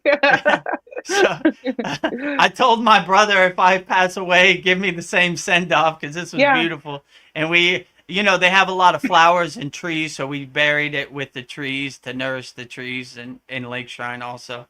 So there Oh was man. other places, Miami Beach, so that too, and Pittsburgh, Pennsylvania. So we send them off. All his The pro stomping grounds. Yeah. Well, I buried his ashes at it's called Acrisure Stadium, which it used to be called Three Rivers Stadium, where the Pittsburgh Steelers play, Oh which nice. he would love that also. And Oh, places in Pittsburgh also too. that's beautiful. So his spirit lives on. His spirit lives on still Wow. to this day. Yeah. So. I don't know. I think that everybody would like somebody to do that for them. Yeah, that's really loving. Yeah, if Yeah. you or somebody, hopefully we stay here for a long time, but Yeah. if someone in your family needs it, let me know. We'll give them the Yeah. divine send off, and yeah. And when my daughter got surgery, that collective energy really helped, you know. Yeah. So yeah, that's always a true blessing, Yeah. for sure. Mhm. Well, maybe this is a good place for our indoor transmission. I don't see any questions. I think Tibor has one question. Oh, Oh, best Beth, chat song ever. I appreciate it, Tibor. Yeah, we're gonna have a great class on Saturday, and Tibor is a member in our Kriya Yoga school, so he has access to everything. So welcome, new member Yeah, Tibor. welcome. I'm glad you like this satsang. We do it every Wednesday at 9 p.m. My father was cremated too. Yeah, so I told before, all yogis get cremated, and they put their ashes in the Ganges River or whatever river they're close by, and they pour all their ashes all over themselves, right? The ashes in the water, and when you see these agoris, right? they have white powder all over them. That's it's called vibhuti. That's holy ash also. So they put people's ashes. They smear themselves with ashes of dead people, which sounds weird to them, but it sounds really enlightened to me. So the Yeah. regular people, they think they're crazy. They sleep in cemeteries. They have long dreadlocks. They have vibhuti, holy ash smeared all over them, but I think they're truly enlightened. And they're on Yeah. the extreme path of renunciation, sannyasi, which is a beautiful path, I think. Yeah. I wish I could dive more deep into that path. But I could, if an Agori wanted to use my ashes, I'd think of it as a blessing. Like I'm still living on. I wouldn't. Yeah. yeah, but that's the way they see it, but most people don't see it that way. They see Yeah. it as a more crazy Mm. lunatic kind of path, No, I think. a mad path. But I see it as a beautiful path. The gory, Yeah. the I feel like it. extreme renunciate path is a great, beautiful path. I resonate with them a lot, actually. You know. Sandy says, "Thank you for everything. This has been very rewarding and joyful. Peace, love, light, and all." Thank you, Sandy, for joining us on our Satsang. If you're a member of the free Kriya Yoga School, the website is freekriyayoga.com. Join, and if you want to join us at our Kriya Yoga School Masterclass, the website is kriyayogamasterclass.com. And you could join us on there, and you could, if you join us on there, you could, it's 50% off right now for the next 3 months, because I'm trying to win the school games, and it will go up to 99 after 3 months. So join now, and you could join us on screen here at the on our Satsangs. You could join us live on screen at our weekly Satsang. Our weekly live classes, and I'm available 24 hours a day to answer all your questions or coach you or walk you through any technique. It'd be my true blessing to help all people on the path of Kriya Yoga. Or you could, you could book a call with me, and we could try to solve your problems live on Zoom. So whichever resonates with you, everybody is welcome. No problem, you know? So book a call with me. You go there, click on the book a call button. You could pick a time in your schedule that fits for you, and I'll be happy to go on a call with you and solve all your problems with the practice of Kriya Yoga. I'll give you a good roadmap with the practice of Kriya Yoga. Yeah, and you keep adding more things, so I think it just pays for itself. So Yeah, there's infinite amount of value in there. Over 200 classes. Live weekly classes, which are recorded on demand. If you can't make it, you could always watch it back. And live satsang, daily Babaji quotes with videos, daily satsang quotes with videos. I don't know. Cal and Veronica posts and millions of things. video. Yeah, so we have a very interactive and uplifting community where we no yogi or yogini left behind. Yeah, I remember a long time ago, Chad asked me, what are your expectations out of this school? I'm like, I don't have any, but I guess my only thing I've been working for is like, I want to evolve my soul. That's my most important thing is like my soul. So I'll take that with me wherever I go. So I feel like I can do that with the Kriya Yoga School. Like, yeah, I'm evolving my soul. And Everything else, after 1 year, how has the progress been evolving your soul?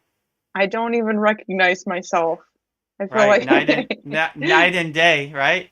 yeah, There is an actual testimonial from an actual day one member, right? Like yeah. the progress has been infinite, right? Mm-hmm. So Yeah, I don't even know where these questions come, but I think I'm just spiritually curious. I want to know everything. So I'm gobbling it all up. Mariana says, yes, I would like the mantra. Thank you so much. Okay, great. Yeah, on Saturday's class, I will give it to you. It'll be in the PDF, and I'll send it to you separately if you want it. But you'll in our class, I'll say it out loud so you can hear the pronunciation or the bijas of each of the sound syllables in the mantra. And in this week's class, the 57th class, I will give you mantra diksha for Agastya, the demon slayer. Agastya. Agastya, Shiva's policeman, they call him, because he takes care of all Shiva's light work, which are the demons and the lower frequency beings. So when Shiva was getting married, he sent Agastya to Tamil Nadu, which is the south of Thailand. I mean the south of India, and he slayed the demons and kept them in line while Shiva was busy getting married to Parvati. Your presence is not welcome. Yeah. I don't know. I don't know. These sat songs do feel really good. Yeah, they I know do. Sandy was right. I'm glad. Yeah, Tibor was like best satsang ever. I think we've had some better ones, but I'll take it. Yeah. It's still a great one. Like this one, I started off, I was like, oh man, nuts. My daughter killed my AirPods, so I'm gonna have to wear my headphones. I know I told you before, I was like, I don't like when I wear my headphones, so I'm not gonna use those videos. But now Babaji is like, you definitely have to use the headphones in this one. So let your ego go. You can do it. All right. Well, I guess headphones it is. We talked about too many good things. Yeah, right. So it's going to be impossible not to use the headphones. So I guess It'll is be okay. That is my dissolving my ego, my headphone phobia, right? Like so. No judgment. Headphones die sometimes. Yeah, no judgment. I don't know. Let me think. What is a good what's a good way to clear financial blockages spiritually?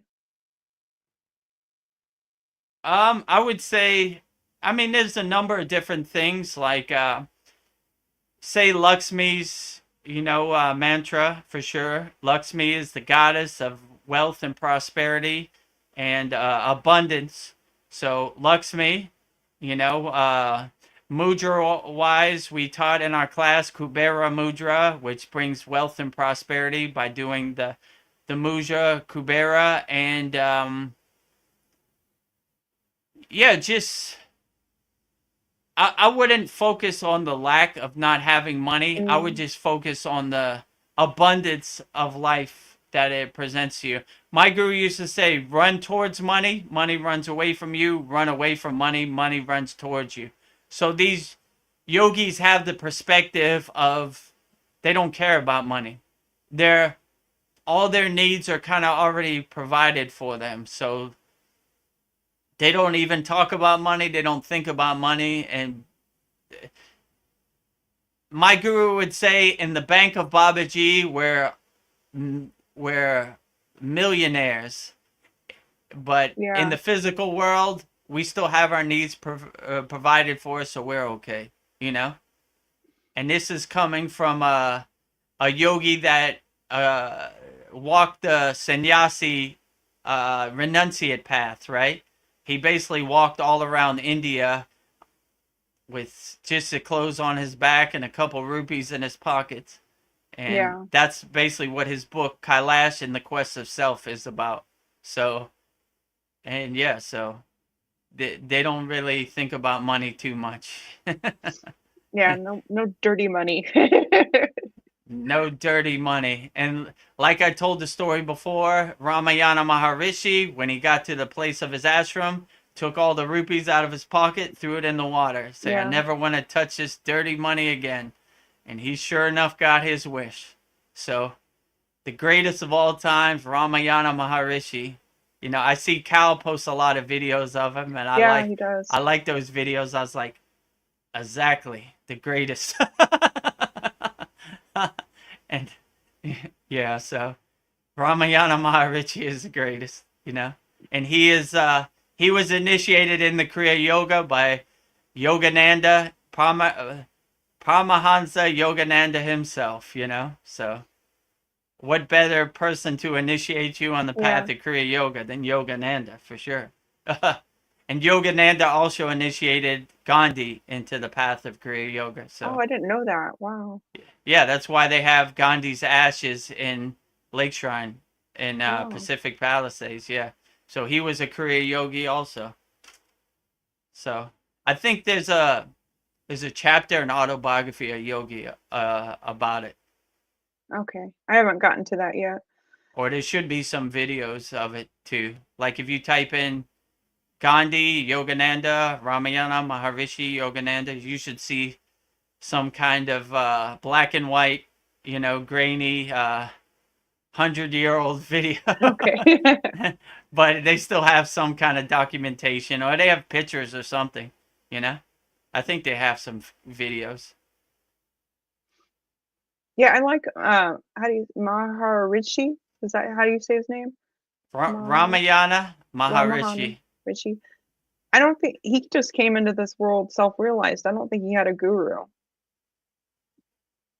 I don't know. Yeah, he doesn't have a guru. He just, like, there's some enlightened beings, like let's say Hydrocon Baba. He just showed up. Yeah. A 19-year-old boy in a cave. Like, who's your father? Who's your mother? Where'd you come from? They don't know. So I think Ramayana Maharishi has a mother and a father, but he never had like a guru. It was a self kind of path, right? That he just found his way by himself, and he never wanted to be called the guru himself, right? I like that. So, yeah. So he in our kind of tradition, we don't really want the guru title, you know, like with me too, right? Like when my guru gave me name diction, says your name is Vedagurudev, I was like, guru, you know, like that's a high bar to get to, right? So like guru first of all, then dev is like God, right? So it's like a guide to God. So I'm like, man, that's a hard, you know, that's going to be a high bar to climb, you know, that's a tall mountain to climb, but I welcome the challenge. So like all of us kind of, we don't really want the guru title. It's just kind of implied, let's say, right? So like we always would say Babaji is the Sadguru of Kriya Yoga, right? Like Babaji is the ultimate guru, right? Like all the glory to Babaji, he is the guru, right? Like the Sadguru of the Kriya Yoga tradition is Babaji, right? They would say, right? Like Babaji is the ultimate guru, right? Like I'm nothing compared to Babaji, let's say it like that. Yeah. You know? Well, yeah, go ahead. Oh, I was just going to say that the fact that you don't want that title makes you perfect. That you're not attached to it makes you perfect to take that title. Most gurus would say, I'm nobody special, right? I like, in one of the Sita's books, they say, I want no one to say my name when I'm gone. I want to be a sailboat sailing out into the sunset. Like, there's no need to attach to my story or say my name. I'm nobody special. Do your inner work and you could be just like me, you know? So, yeah, I like that kind of nobody special perspective in Kriya Yoga. Yeah, and everybody wants to leave a legacy behind when they die. I mean, like, it doesn't matter. I'm like, Right. I know that's a No different way of. legacy. That's why the Cetas, they have very little literature or documentation about them. Like very little, right? So they didn't want anything to be left behind. Like no one say my name when I'm gone. No need. Wow. Well, I think we've had a very profound conversation, Yeah. and we're almost at- everybody's saying good night. Yeah. My feet are starting to hurt too. Yeah, we need you to rest up and take care of yourself. Even gurus need to take care of themselves. Yeah. Even guru need to Yeah. replenish their energy, recharge their battery sometimes. You know? Well, how would you like to do a prayer before we go, or how would you like to go?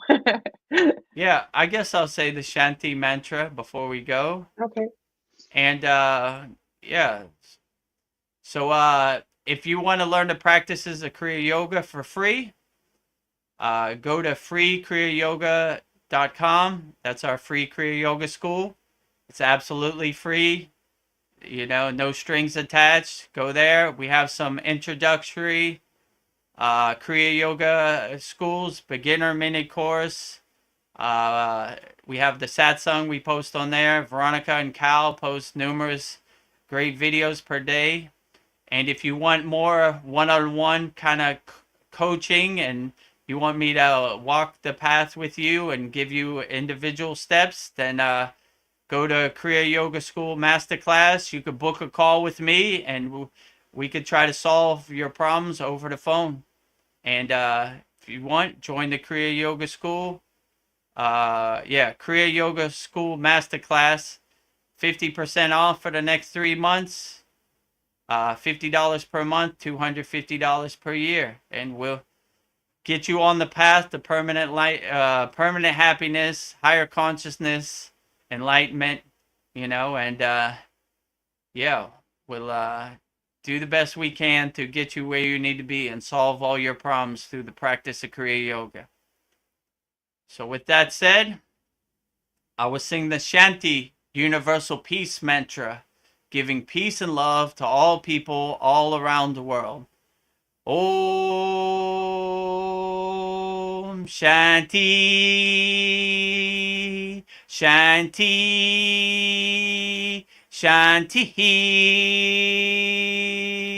Shalom, Sat Nam Sadhu Tao Om Spirit, Swami Kami, Amen, Amen, Om in Selah Om.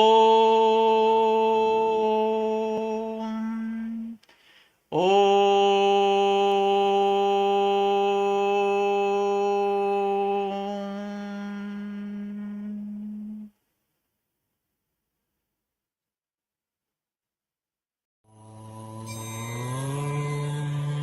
Kriya Babaji Namo.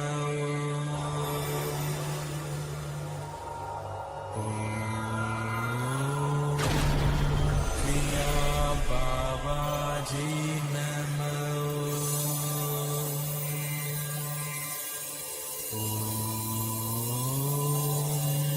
Kriya Babaji Namo.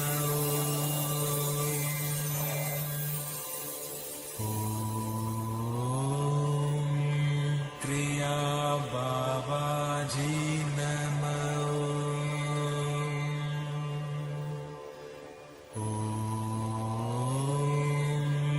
Kriya Babaji